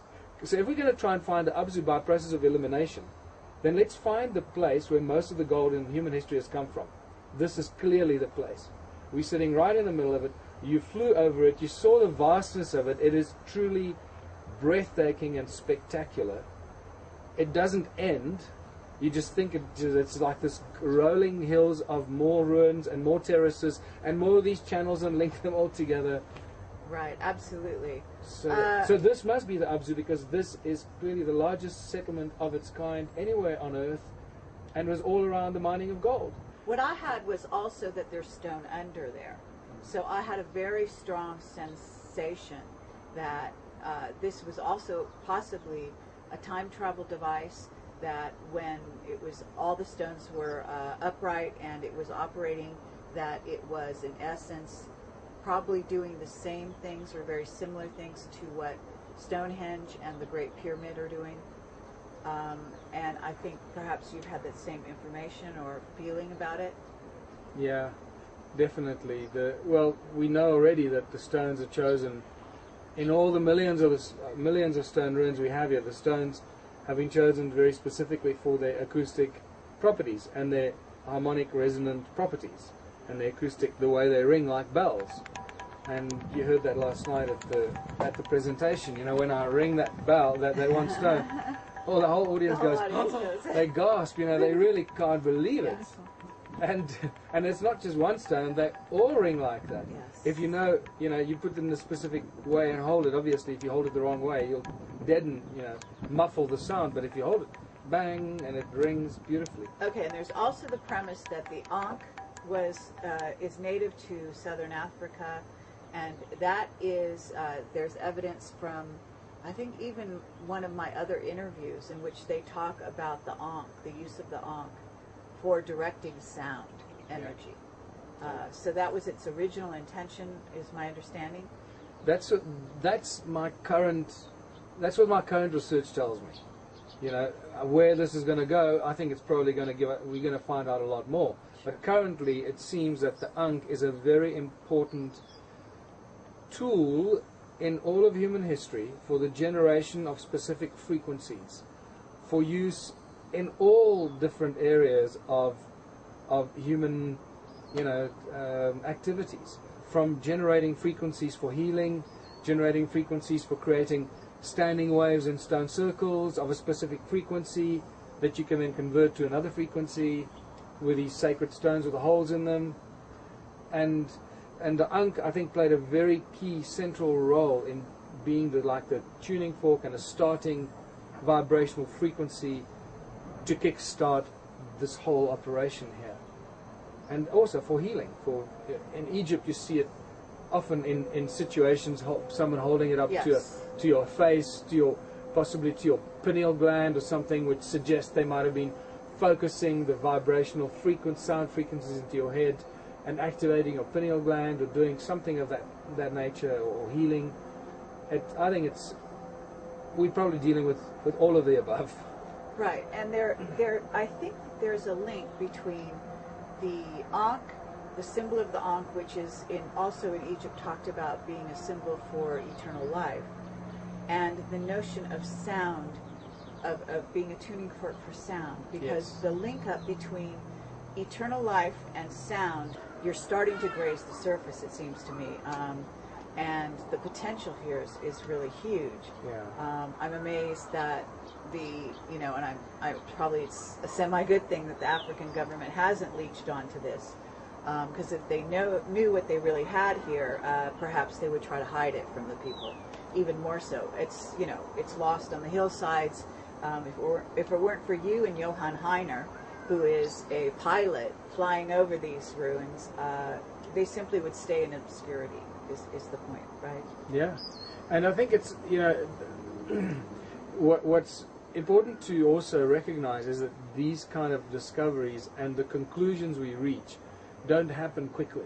They don't happen overnight. And I think, having been here for about a week now, you're starting to realize how difficult it is to get around and get to these sites. They're not sometimes, especially the ones that you've discussed. Okay, we're going to study this site here. Well, the site that we've done most of the work on is right on the edge of that mountain right behind us. Yes. Now, to get there is not easy. I understand. Okay. Yeah. And you got to get there. You got to clear the site, chop down the invasive trees, clear the grass so you can get inside, and then start doing your research. Right. And these things take time. And in one of these processes, we accidentally started moving some of the stones that were lying around, and I heard them from a distance, and they were ringing like bells. They're making beautiful sounds, and it was that moment that changed everything for me. And from that moment, my particular theory on this started moving towards sound frequency as a source of energy and a tool that was used by these civilizations. And then suddenly you look at Egypt and the pyramids, and that they were sound energy generating devices. That suddenly comes out of nowhere, hits me in the face. And the fact that the stones at Stonehenge were chosen for their sound acoustic properties, I've never heard that before until I went to Stonehenge 6 weeks ago. That was exposed to me by this lady that's been doing a lot of work on Stonehenge, and she's a really eccentric, out-of-the-box thinker, and she's got incredible knowledge and information about the energy flow in the stones of Stonehenge. For example, that there are these bands of energy that come out of the stones of Stonehenge.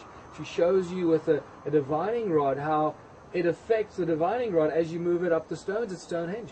Clearly there's a lot of energy flow. We've seen it with the grass. Yes. Yeah. So there's no difference. Yeah, absolutely. And different stones have different energies and the whole thing. So there's really an amazing discovery here, but also a continuing mystery. Continuing mystery. A lot of research we need to do. Absolutely. And I think ground-penetrating radar would be really awesome to bring to the site. Ground-penetrating radar will be absolutely crucial. Well, Michael, this is great. And because it's becoming cold, the sun goes down like a stone, and we're going to have to move to the next location. Yeah. But let's continue this elsewhere. Cool.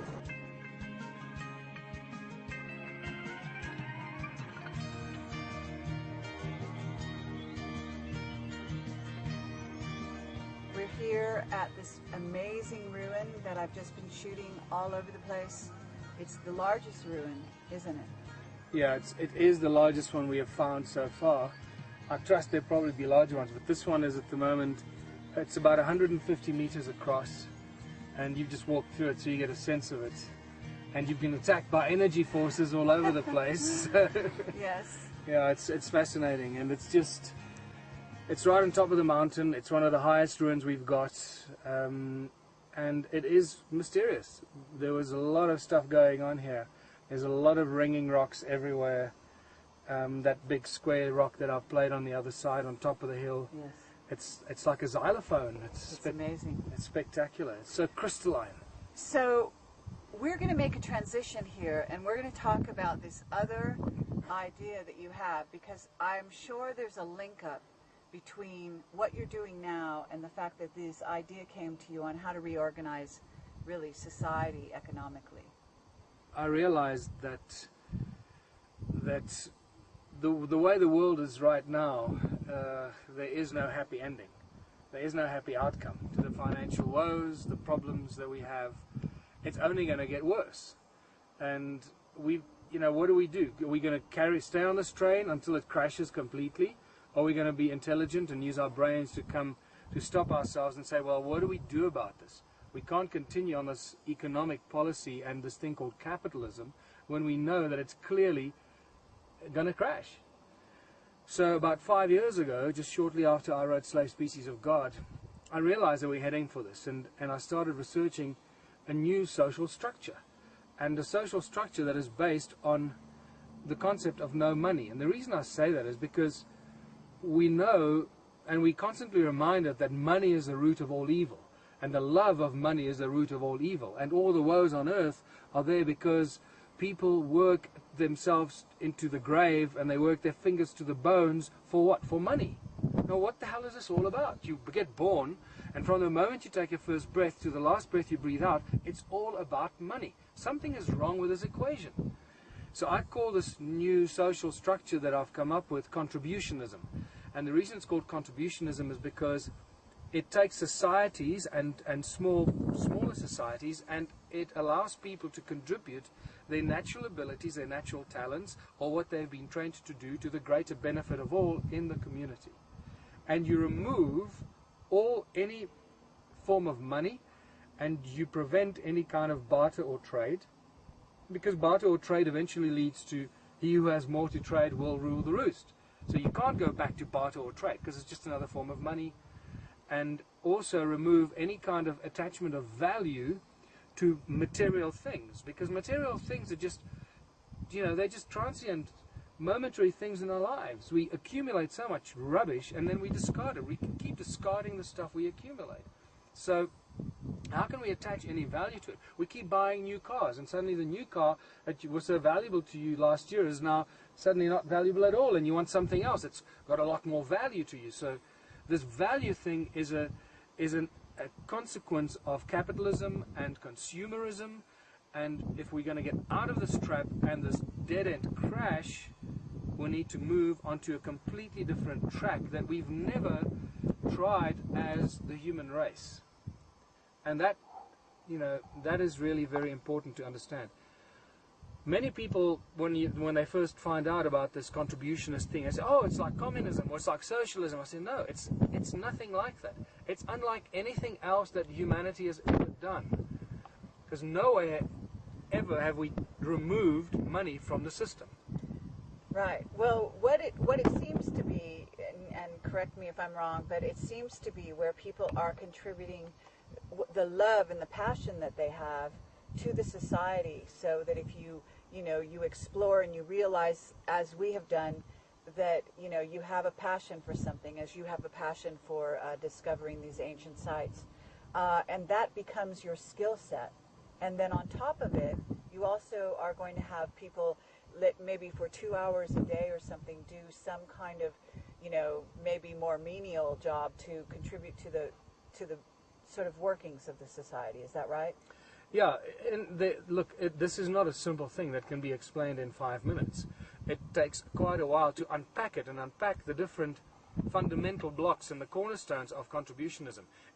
In its entirety, it's very simple, but we need to completely change our way of thinking, a totally paradigm shift in our thinking, because we're not used to it, and it comes as a shock to the system.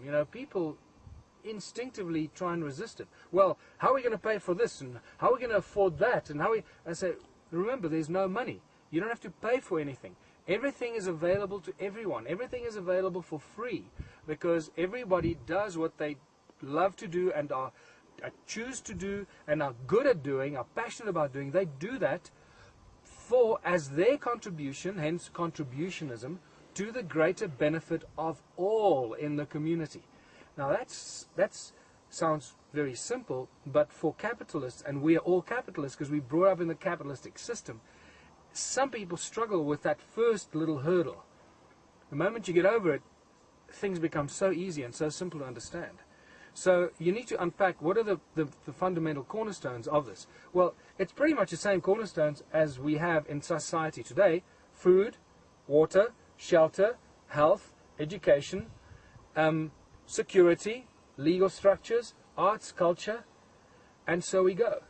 So if you start with those fundamental cornerstones and you start analyzing how is contributionism going to affect the supply of food, and very quickly you realize that when, say, 10% of the global population get involved in the production and the supply of food, because you'll be surprised how many people actually love doing that in any case.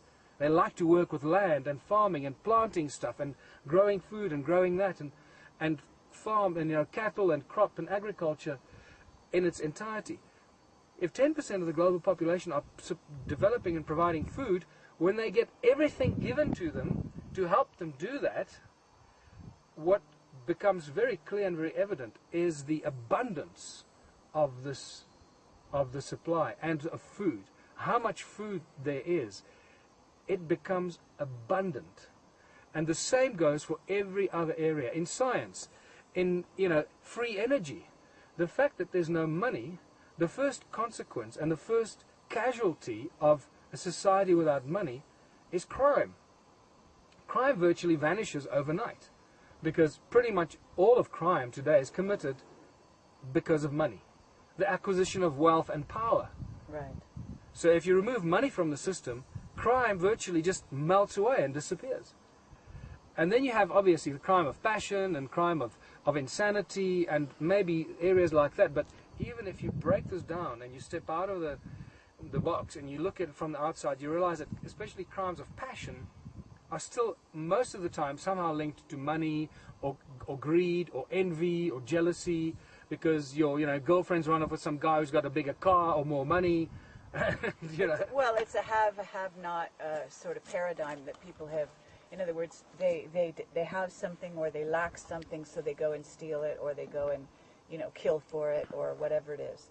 So, but we're talking also about something that 2012 is going to facilitate, and in some ways that's really my interest in it, because it appears through some kind of serendipity that not only are you discovering in these ruins the what appears to be sound technology that is used for healing, and also all sorts of things, including this magnetron, right? So you have the ability to change the world around you using this technology, which is very sophisticated, but we don't have at our disposal at the moment. Although the secret government, I'm sure, is using it, but it's a tribal system with a difference. Yeah. And this is why I think Africa is a perfect place here, especially in South Africa, because we got the beautiful blend between the haves and the have-nots, the really extremely wealthy and the extremely poor, and it's the inequality is very obvious here, so it's very glaring. So in some ways, I guess your premise is that perhaps this place that allowed Nelson Mandela, for instance, to change the social order for all intents and purposes in this place in a historical way, in a similar way, possibly the ground is laid here. We can take it to the next level now. Because, if you look at the Constitution and you look at the human rights, the fundamental human rights, basically what has happened is that the politicians have stolen the country from its people. It's as simple as that. And I don't think it takes a genius to figure that out. Everybody knows this. All your listeners and your viewers will know this. The land belongs to its people. Therefore, the minerals in the ground belong to its people. The water belongs to its people. The trees that grow on the ground belongs to its people. The government are officials that have been put into management position by the people to do the best they can for the people. The land, in essence, what's happened is that the politicians have stolen the land from its people. Where the hell does that come from? Who came up with that idea? Well, we know who came up with that idea, the bloody Illuminati. But we need to take that back and notify the people of their fundamental rights. The stuff belongs to you. The stuff belongs to everyone, not a few greedy corporations that have laid claim to it. It belongs to the people. Now, from that premise, we can start building the foundation of a contributionist society. If everything belongs to the people, then there's this incredible wealth of abundance. If tomorrow morning everybody woke up and did whatever it is that they were doing without expecting payment, one could I'm not saying this is the way to do it, but I'm just giving you another strange hypothetical thing to think about. If everybody woke up and did what they were doing, from the mining industry to everything, and then at the end of the month, they were just allowed to have as much food as they needed, or every day, as much food as they needed, as much electricity as they needed, as much water as they needed, to give them abundance and make them happy, and keep them alive, and their children alive, and suddenly their children could go to university because they don't have to pay for the university because it's free for everybody. One can very quickly transform the society into a whole new kind of contributionist society. That's not how I suggest we do it, however. There's another way to do it. And that is really, I believe, the way to do this is to take small communities. And I don't mean ostracized communities that a lot of people around the world are doing, setting up these little lager communities behind, on large farms, and they self-sustain, right. They've got everything for themselves and exclude everybody else. You've got to take existing towns and existing communities and take them off the grid and give them everything for free, including food.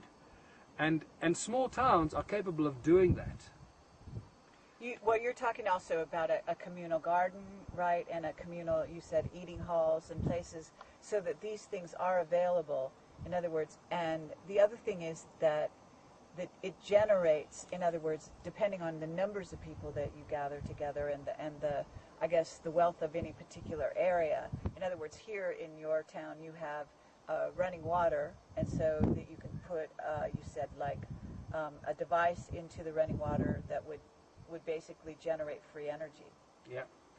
To power the light bulbs in the house and so on and so forth. And from there, it's actually about working together rather than working in competition with each other. Exactly. You got to work together. And if you look at the mineral wealth of the country, the water, the resources, the farming community, if the farmers farm and provide food, if the miners mine and provide the elements that we need, the minerals, remember that when you take money out of the system, people aren't going to mine minerals to trade with them. So we're not going to need that much mining, and we're not going to mine gold and all this stuff because we want to sell it to somebody who's got a lot of money. So that's going to come down to a bare minimum. But not only that, what contributionism does, it provides a fertile ground for new technology to surface. And all the free energy that's been suppressed by the Illuminati and the control of money suddenly has a very fertile ground to start coming out. And we start seeing sprouting new energy ideas and scientists and inventors everywhere that are going to bring abundance of different types of free energy in all forms that we can't even imagine right now. Right. I'm having trouble, staying awake in this ruins. Well, so while we quickly digress, I want you to say the effect that these ruins have had on you. It's just that there's very powerful energy here, and it's very relaxing. That's all I know how to talk about it. I mean, it's actually kind of putting me to sleep, and so, I feel like, I'm just sort of melting into the stones, so to speak. There's something going on here energetically, and it's not a negative thing, but it's probably, affecting the interview to some degree. The energy is very powerful. Well, we're going to put all the positive energy into this tape, into the interview, so when people watch this, they pick up the same energy. Yeah, I mean, each spot is a little different, and we've come to a little bit, the different spot here, and it comes up from the rocks, you see. Well, you know already from what we've discussed before that you've got recorded is that we know that these stone ruins are alive. As soon as we figure out how to convert this into useful energy, and maybe Dan Burish will step up to the plate and help us with this, because he might have information or knowledge and technology to help us convert this. If he can't, we'll find someone out there. We have discovered free energy right here. We're sitting in it. Yes. It's and it never stops. It's free and it's ongoing. And So we have millions of them. But it's really fascinating. I just have to get back to this sort of, the idea that you're coming up with a sort of a model for society that will not, that's really based on, in a sense, free energy. Yeah. Because that's kind of the root of it. In other words, I think, when we become more and more in tune with the fact that all we are is energy anyway, then we're just talking about transmuting energy from one place to another, to one form to another. And in essence, that's what they seem to have tapped into here with the placement of the stones, with the nature of the stones, with the use of sound technology for moving the stones. To come back to what you said about the Anunnaki and having also to live here among these stone ruins, this is leading edge technology. I mean, you got to go a long way. You got to transcend into a spiritual realm from this physical realm, or what we believe to be a physical realm, to a spiritual realm, to move to another kind of technology. You've got to go to the Merkaba technology from here. It's like the next leap from here, in my opinion. You go from, this is the sort of leading edge, stone age, physical material technology on planet Earth, using sound and frequency in very simplistic ways, playing with the conversion from one frequency to the next, which will include the extraction of metals and minerals from the ore, and using it for all kinds of things, and then moving from this technology to the next step would be the Merkaba, where you don't need physical material, and that we just surround yourself with light, and you travel through space-time and time-space, right? Well, so, but there's also the sense that this could be a time machine. Yeah, that creates a Merkaba. Yes, Yeah. or a transportation device of some kind. In other words, just sort of playing with the idea, but it's possible that we're talking about a civilization that wanted to communicate back to Nibiru. Yeah. And maybe there was something going on here in terms of communication and the generation of energy, which would send information back and forth between the planets. It's an amazing thing. I'm sitting here with you, and right now my right foot is placed on a stone, and the stone is so powerful that my foot is vibrating. It's like I feel that energy, and I'm wondering also, you see, we don't know what we've got here, and this could be activating our DNA.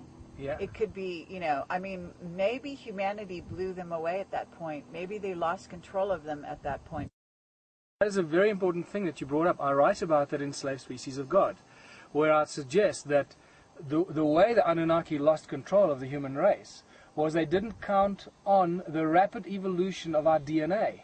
And I believe you just put your finger right into the problem, that the energy in these stone ruins that they made them create actually enhanced and speeded up the evolution of the human DNA, which they expected to evolve a lot slower, but Yes. this was the catalyst. Yes. I really feel that there's some important information in there and some elements of truth and science that we don't yet understand. But I think we're starting to get more and more of that information about the DNA and what we know about it, that it's a receptor and transmitter and information and light and certain lights and what is light? Light is a frequency.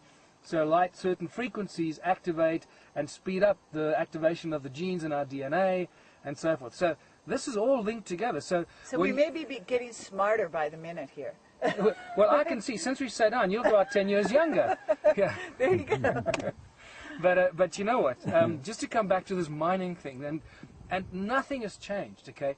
If you go into the mines today, who's doing all the hard labor? It's the poorest of the poor. They take them from the rural areas, they promise them a life and promise them money that they can come and earn and send back to their families that live in the rural areas in the bush. So these guys come out of the bush and they get trained to be mine workers, and they go underground, they work in the mines. What happens? They get trained to use advanced technology that to them is very advanced technology. They get shown how to use pneumatic drills and other advanced technology by pushing buttons and driving these tractors and using, all these things. They don't know where that technology comes from. They just know how to use it. If you had to stop that technology and ask those mine workers, well, build me these things, or do you think they'd be able to build it? Of course not. They just know how to use it. And that's exactly what is going on here. Well, I think that there's also another clue going on here, which is if the Anunnaki came here and ultimately they were mining gold. They came to the planet to mine gold. That's the premise. Well, what you're talking about is a culture, the Anunnaki, who know about mining. In other words, they know how to go to planets, determine what the ores and elements and gemstones and whatever's in the earth. And of course, earth is very rich, and to this day, it's very rich. Of course, it's very rich. I have whistleblowers that are telling me that gold to this day is being taken off the planet. Okay, at this very time by the same Anunnaki who came here originally. And so you have to look at the situation, and you have to say they would naturally investigate the nature of the stones to begin with. So they would tap into the fact that the amount of silica in each of these stones, in other words, gold is one kind of a resource, but these stones are actually another kind of resource, and they may know this from their own planet, right? Exactly. And as you know, they chose all these stones specifically. What I've already pointed out in my presentations, and to use that, all the ruins were originally built from the same stone, exactly the same stone that we're sitting on. And the stone is not indigenous to this place, is that right? Not necessarily. Well, it's indigenous to the part of the continent, okay, but it's not necessarily indigenous to where the ruins are. Like here. Like here. Here the stone was brought from down at the bottom in the valleys near the river, brought up to the top of the mountain. And as you know, how? How would you? These are massively heavy stones. Exactly. So they must have had, I guess they had, the levitation technology with sound. They went down to the bottom, they picked up a big pile of these rocks, they brought them up to the top of the mountain, dumped them here. Then they activated the energy coming out of planet Earth, okay, and allowed the stones to find their place. In accordance to the energy fields, like in cymatics, the shape of the sound frequency coming out of the earth. Now you've created a plug point for that energy coming out of the earth. Now if you activate these stones that ring like bells, they're full of silica dioxide and they're good conductive properties because of the iron as well. Now you've got a very complex energy generating device. But what I find fascinating is you brought that up, we spoke about this before, is the terraces. You know, today, in modern mining today, you don't see farmers building terraces, right? It just doesn't happen. They plow the lands, they plow large tracts of lands and fields, and they plant the mealies, the maize, they plant the corn and the wheat and everything, and then they harvest it, right? Well, these guys didn't. They had the same land available to them, but they chose not to do that. They chose to build very intricate terraces for thousands of miles of terraces to plant food. Now, isn't that a bit wacky? You know, the only reason you'd want to do that is if you knew that you had the energy to channel through the walls of the terraces, just like you channel the energy through the walls of these ruins, from ruin to ruin. So you channel the energy through your agricultural terraces to maximize the growth and speed up the growth of the produce that you're growing. And now you're dealing with really advanced knowledge and culture that we've only discovered recently, and we know the incredible effect sound has on the growth of plants, and certain other frequencies, and even thought patterns that have on the growth of plants. You know, the thought of going into a room and cutting a plant sends the plant into shock. Right.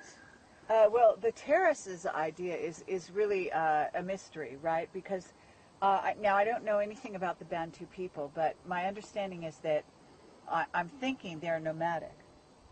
Well, they arrived. We're told that they arrived from the northwest Africa, and they northwest and northeast Africa. They migrated their way down into southern Africa, and then they settled here eventually settling here around 300-400 years ago, and maybe not even that far back. So they were moving down from Africa all the way down for 2,000 years, or about 1,700 years. Okay, that's what we get told. Well, that's not what these stone ruins tell us. Okay, they tell us a completely different story, that this was a densely populated part of the world with high knowledge, high technology. We see all the symbols and symbolism and artifacts that are used in Egypt and Sumeria and other parts of the world that originate here, from the Ankh to the Sphinx to the Horus stone to the wheel to the cross, the cross in a circle. All these things that originate here. And that sends shockwaves through some people because they just can't wrap their heads around that. Right. Well, they're also, I mean, we're talking 300,000 years. Isn't that what you basically, that's the ballpark dating of the... That's the ballpark dating done by geneticists when they say that, you know, according to the mitochondrial Eve, the first humans appeared on Earth between 170 and 300,000 years ago. And if you read... Uriel's Machine, you'll get that information in that book. But the stones themselves, I mean, these stone walls and Adam's calendar, is it dated actually to that point or earlier? Well, these ruins here are dated based on my current belief and putting together pieces of the elements and the pieces of the puzzle together to about 300,000 years ago. Then that gets confirmed with my channeling and the psychics that have confirmed some of it. And then that little rock over there that I showed you with a patina on it, and the tools and the carved artifacts that we find where the patina has regrown beautifully, that suggests these things are not young. These things have been around for a long, long time. So, but you're saying the Bantu people came when? Well, nobody really knows. Okay. You know what I mean? That really is an open-ended question. At this stage, it looks like they only arrived here about 300 years ago, 400 years ago. I mean, that's a very short time in the span of what we're talking about, and then these ruins that have been virtually ignored by the South African government. Isn't that exactly? True? So you see, because they don't know about the full true history, they ascribe all this to the Bantu people. And that's just not possible. There just weren't enough people to build 10 million ruins. It's just like not going to happen. Yeah. So we're dealing with a large number of people that lived here for extended periods of time. Let's just look at the agricultural terraces, right? You've seen a lot of it from the air. and already you're overwhelmed and blown away by the vastness of it. Right now, you're not going to build so many terraces if you're feeding, 1,000 people. You're going to be building this many terraces if you're feeding millions of people. Right. So you've got to use logic in these things. And sometimes logic is the last thing that our historians and our archaeologists apply in these puzzles.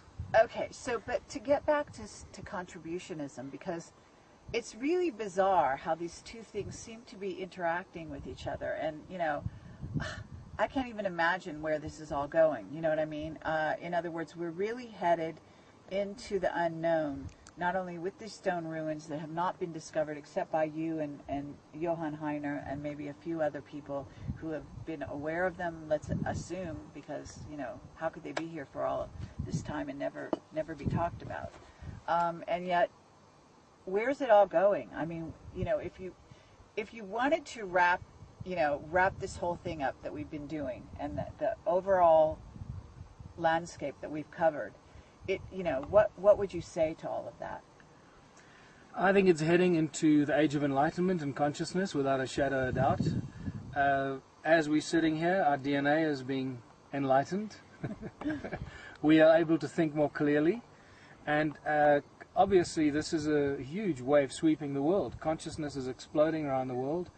I believe that the flow of energy, the different vibrational frequencies that activate our DNA and our pineal gland are directly responsible for that.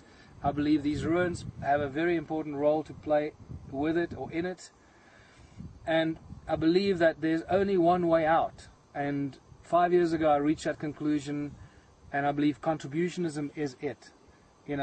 Anything other than, or anything that continues on the track of capitalism or the use of money or any barter or trade or kind of exchange system, it cannot work.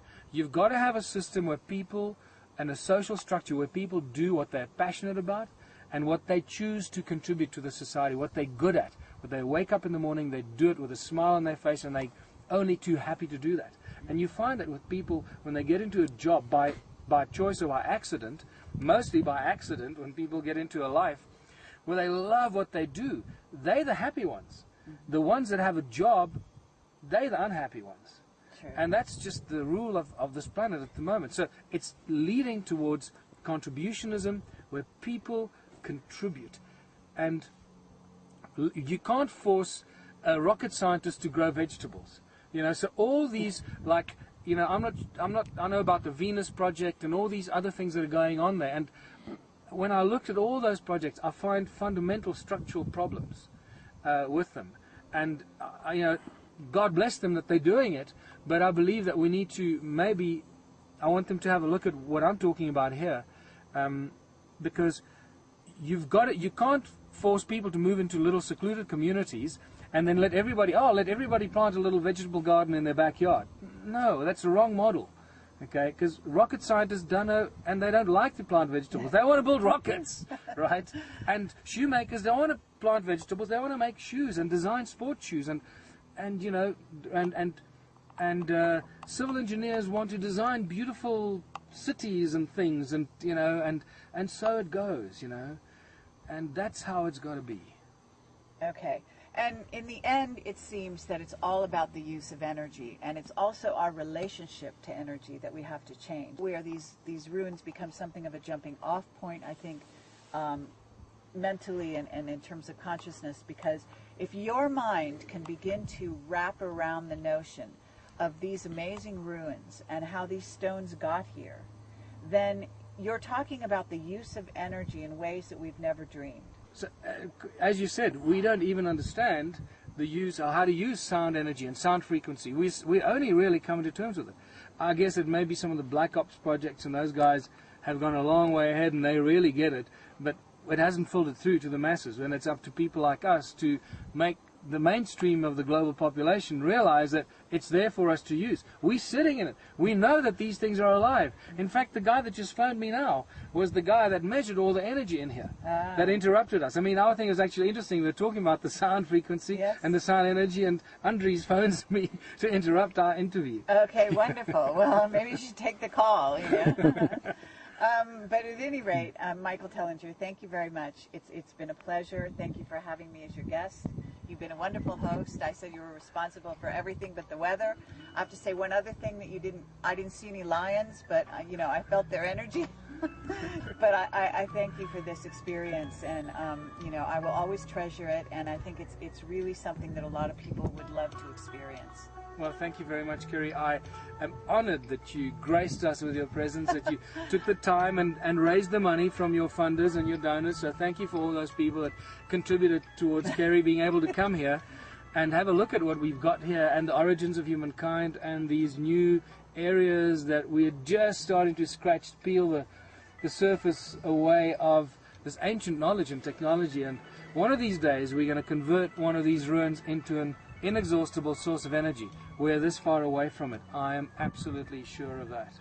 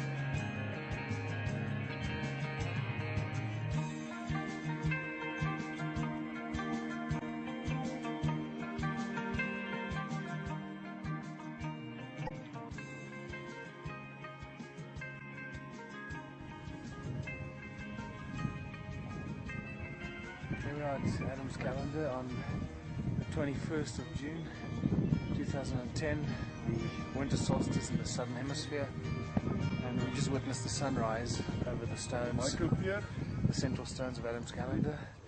And we're about to do a little insert for a documentary here in South Africa with a program called 50/50. So it's a very wonderful occasion because it's the first time that we're really documenting this for television, mainstream television as well, and Project Camelot. At the moment, Project Camelot is taking a back seat to a South African professional television crew for a very well-known TV show in South Africa. And so you can see that they have a very sophisticated cinematographer who knows his business. They have a professional boom guy. They have a geologist here, and they're about to interview Michael. So Project Camelot is standing by and snapping shots whenever they can. It's freezing out here.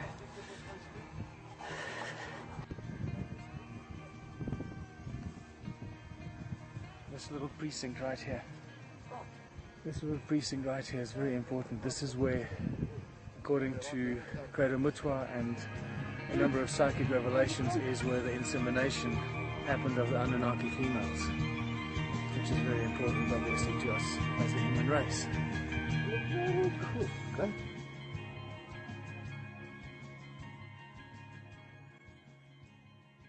The color of the soil here is red, and all of African soil is red. It's said that Africa should be, and probably is, as it is, the breadbasket of the world. We could grow so many crops here. It's crazy. Everything grows like crazy. You put a stick in the ground, and next to you it's a tree. So now this is what's interesting. When you read the Sumerian tablets and the translations, especially of Sitchin and so forth, and it talks about the fashioning of Adamu, and when Adamu was born, and they say, look at the color of his skin. They describe his features. He had short black hair, short curly black hair, and his skin was smooth as the Anunnaki, but the color was dark red. Dark red like the soil, like the color of the soil of the deep Abzu. And there you have it, the color of the soil of the deep Abzu. Wow. So it's a very clear indication of what the first humans looked like. I see. Red people. Now what's interesting is that the oldest, arguably the oldest people on Earth are the Bushmen. The Bushmen are probably genetically the oldest people we still have today. And what do the Bushmen call themselves? The red people. They don't call themselves the yellow or the white. They call themselves the red people, who are probably the closest descendants of the first humans created here in the Abzu, in the mountains around us, right here. And that's the color of the skin they had. Mm-hmm. Fabulous. I love it. Well, because of Sedona, I love the red earth. I just have a thing about red earth. For some reason it has a lot of power. I don't know what it is. Did you hear the fish eagle? Yes? It's a...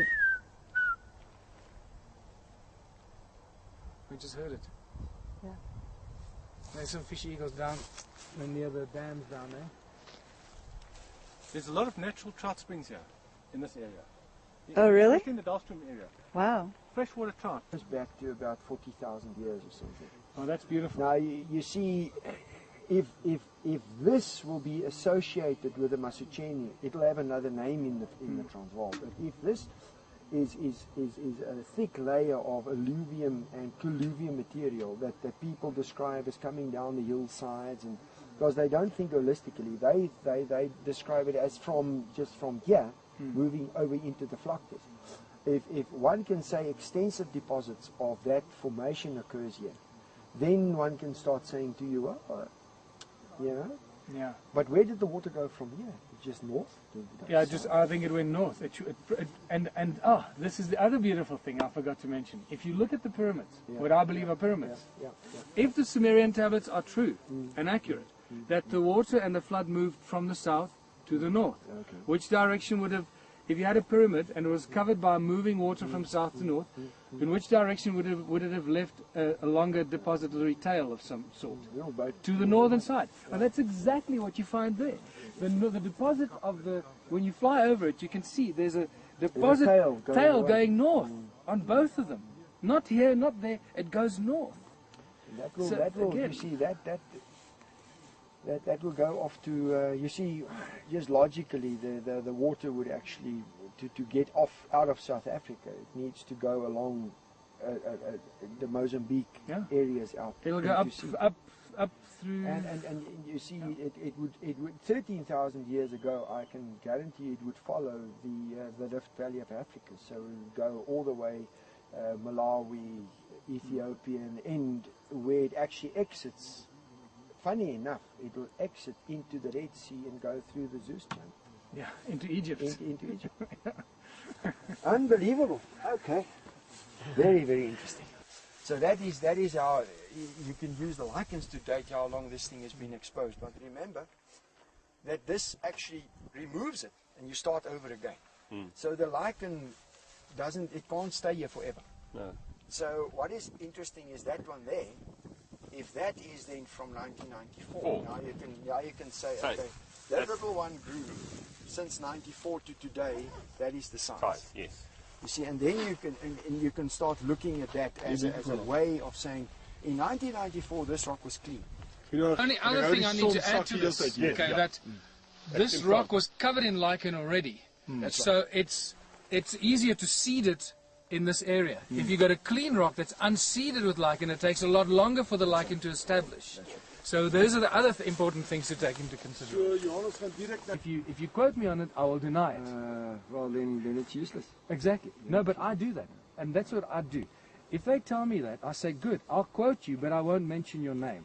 So that's what I do. So like I said earlier in my interview, I've had two very well-known academics in South Africa tell me things, but they told me, you may not quote me, because I will deny it, because I will lose my job. Well, that's... And this is a problem. That's where my way of thinking is as long as you're prepared to reason within reason, why don't do it? Reason, and then people can comment on what you think, and you must. Boom, please. You shouldn't be scared While we wait for the to actually helicopter. talk about this stuff. Exactly. Yeah. But some people are really scared. They are driven by fear. They're overcome by fear. They don't want to talk about anything that's outside the box. And it's just like, this is what I find exciting, especially in the area that Kerry in Project Camelot, the area that they work in. They just open everything. They rip apart everything. Yeah, And they talk to people. And that's how new thoughts are generated. You know, if you are prepared to open your mind, and in my case, you know, looking at this, this is very exciting geology, because it, you know, what is really interesting about the site here is that these rocks, geologically, it's very difficult to explain why they are here.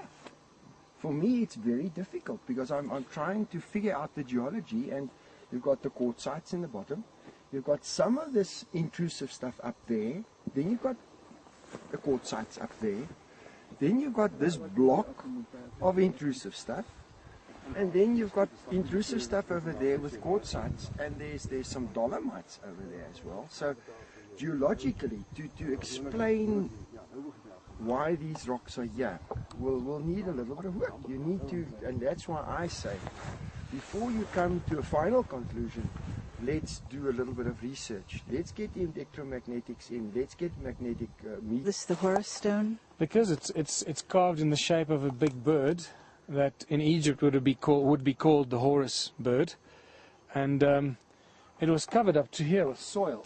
Here when we first found it, so we thought that this was just a, you know, the rock came down here into a point or something and ended there. When we cleared the soil away here, we realized that it's actually the head of the bird.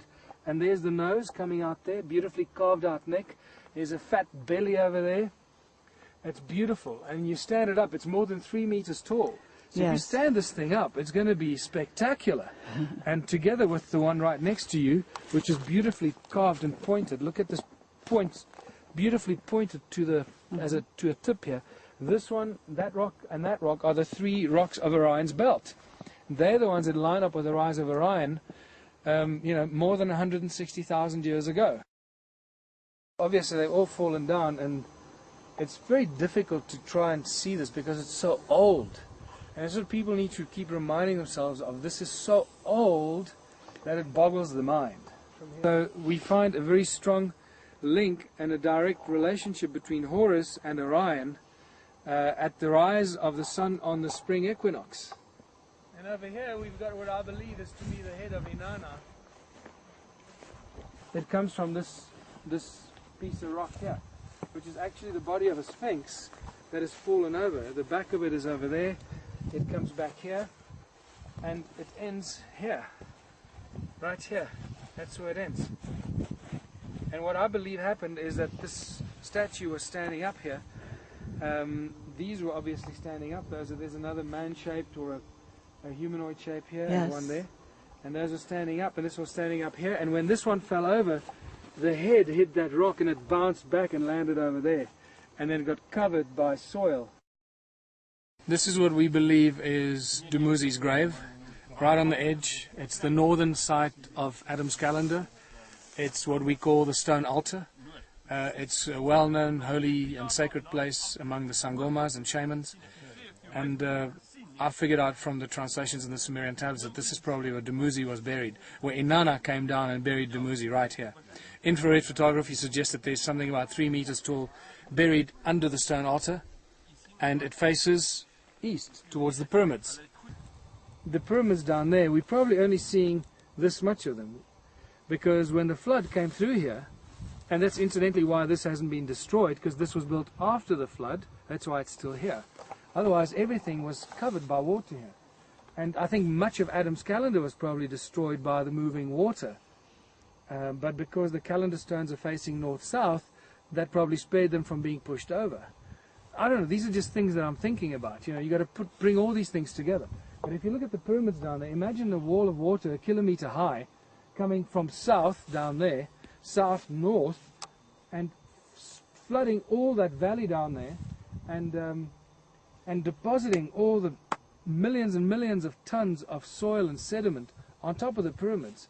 So we suspect that the pyramids are probably only sticking out half of them, or maybe even less, because the third pyramid, there are 3 pyramids, 2 big ones and 1 small one, to the right of the 2 pyramids, just like in Giza, right? And if you look at which way the tail of the sediment is aligned, it aligns towards the north. So it also suggests that if they are indeed pyramids, which we believe they are, and the sediment came and deposited on them, it left behind a bit of a tail of sediment facing north. The statue of Inanna, which is lying down this escarpment in what we call the workshop, one of the stones that has been clearly worked and carved, is clearly a bust of a human. And if this is in fact where Inanna buried Dumuzi, and Dumuzi is buried here, then that could be the statue of Inanna. And then we have the Sphinx, and the Sphinx and Isis. The Sphinx is often referred or associated with Inanna as well. Here we have, what we also have taken is infrared photographs of this spot here. And the infrared photographs tell us very clearly that there's something about 3 meters deep, buried under the soil here, about 3 meters deep, which is about 3 meters long. And we know that the Anunnaki were taller than humans. So there's another potential argument that if Dumuzi is buried here, and he was the Anunnaki, the son of Enki, that he may have been 3 meters tall. He was one of the giants. All of Natal is covered in a recent deposit of silts and sands. Very recent.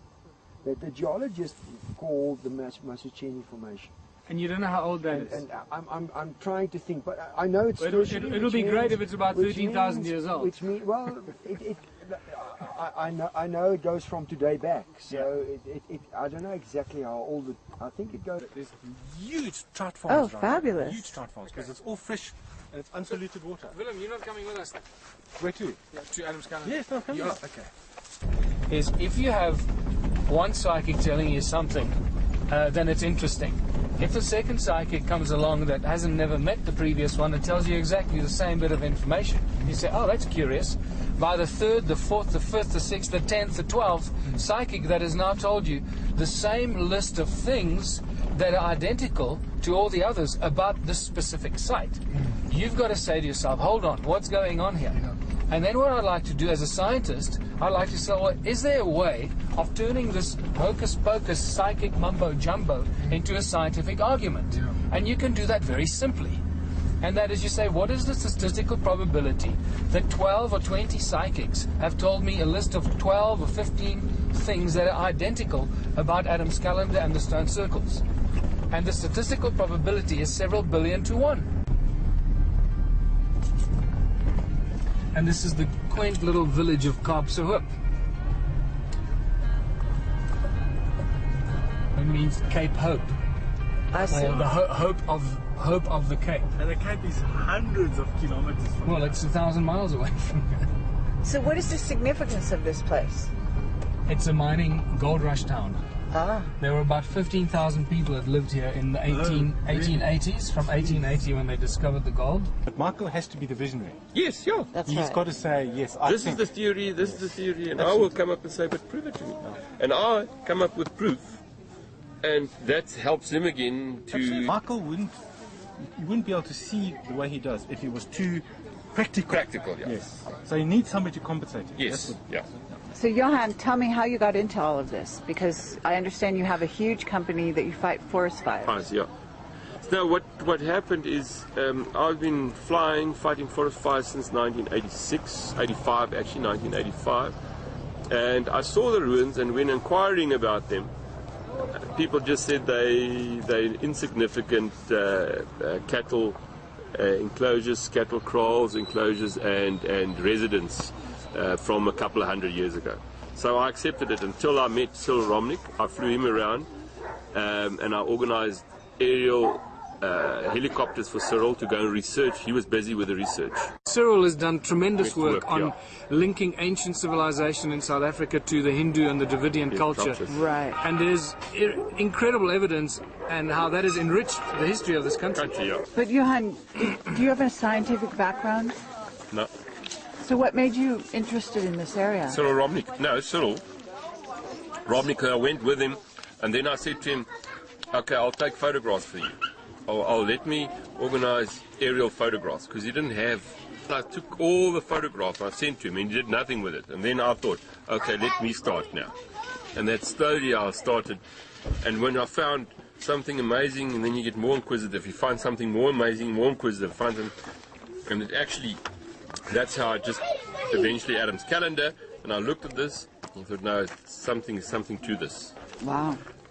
And then I came here in the mornings and the evenings and started measuring it, and then I got the surveyor to measure it to substantiate my theory that this is a calendar. But if it was so important, if it was so sacred, why did they ban it? That we need to figure out. For each statement, there's three questions. I have a lot of theories, but we don't have time for those now. But I have a lot of theories. Yeah. Yeah. And these are the theories that I talk about. They banned it because they extensively. lost the knowledge of it, Yeah, What's a lot, knowledge of of, what? a lot of knowledge has been lost. of what it meant. You see, and then obviously, if you lose the knowledge, you lose the interest. Well, didn't you But just why- say that the flood?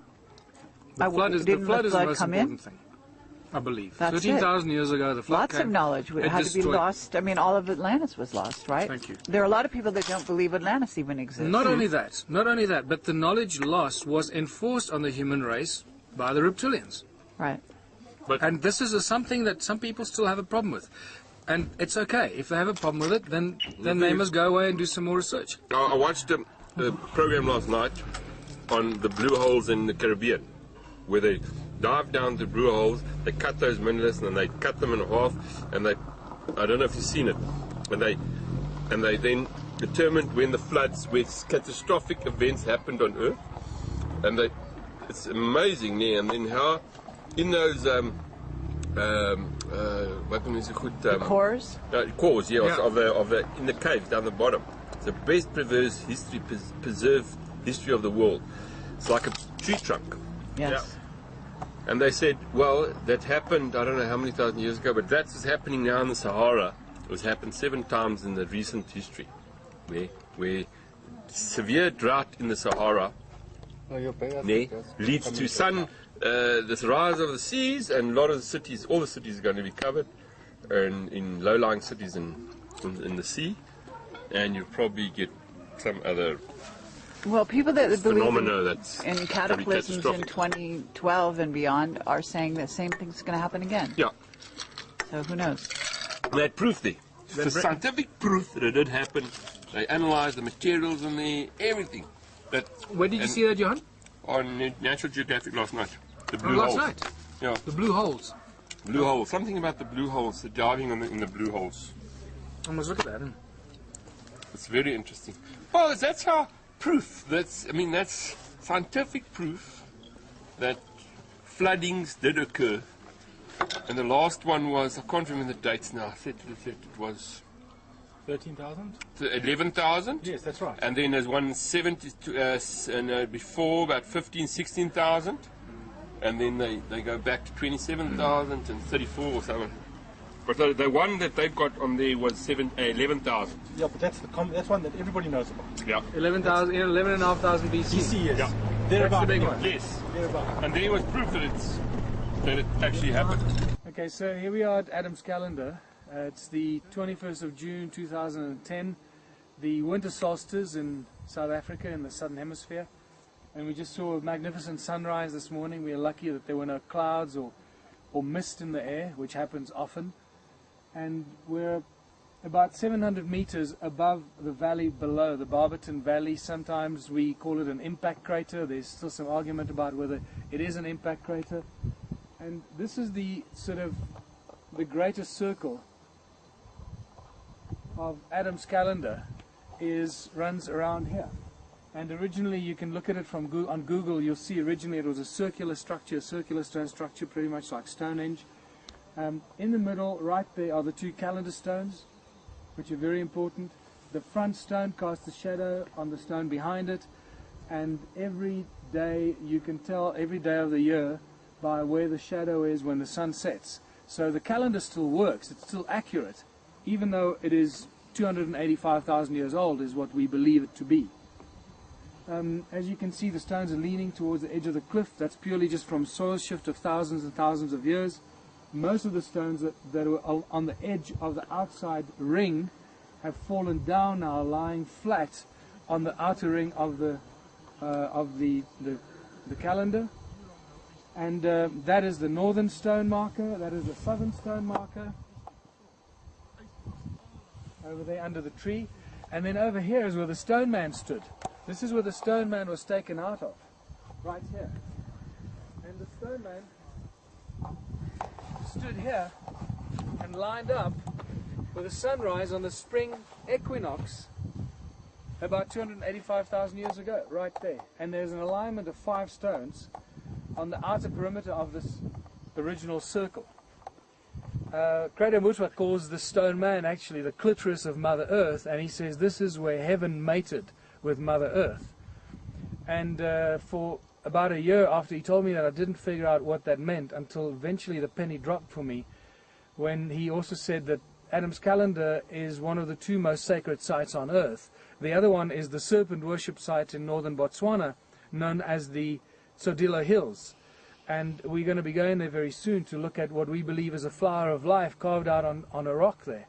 But to come back here, so Adam's calendar is where heaven mated with Mother Earth, and I believe that it is here where the Anunnaki females were impregnated, and impregnated with the fertilized eggs of the first human beings. Now, I just want to quickly show you in the middle of Adam's calendar how it's lined up, that the north-south line cuts right through the calendar. So when you go here, and you stand in between the 2 calendar stones, it's exactly in the middle.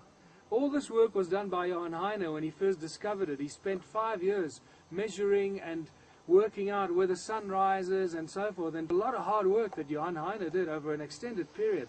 And it takes a lot of work and dedication to get up at 4 o'clock in the morning to come here, and then, you know, it's misted in or clouded in, you've got to come back the next day. So this is the north-south line, exactly through the middle. So, and why do you call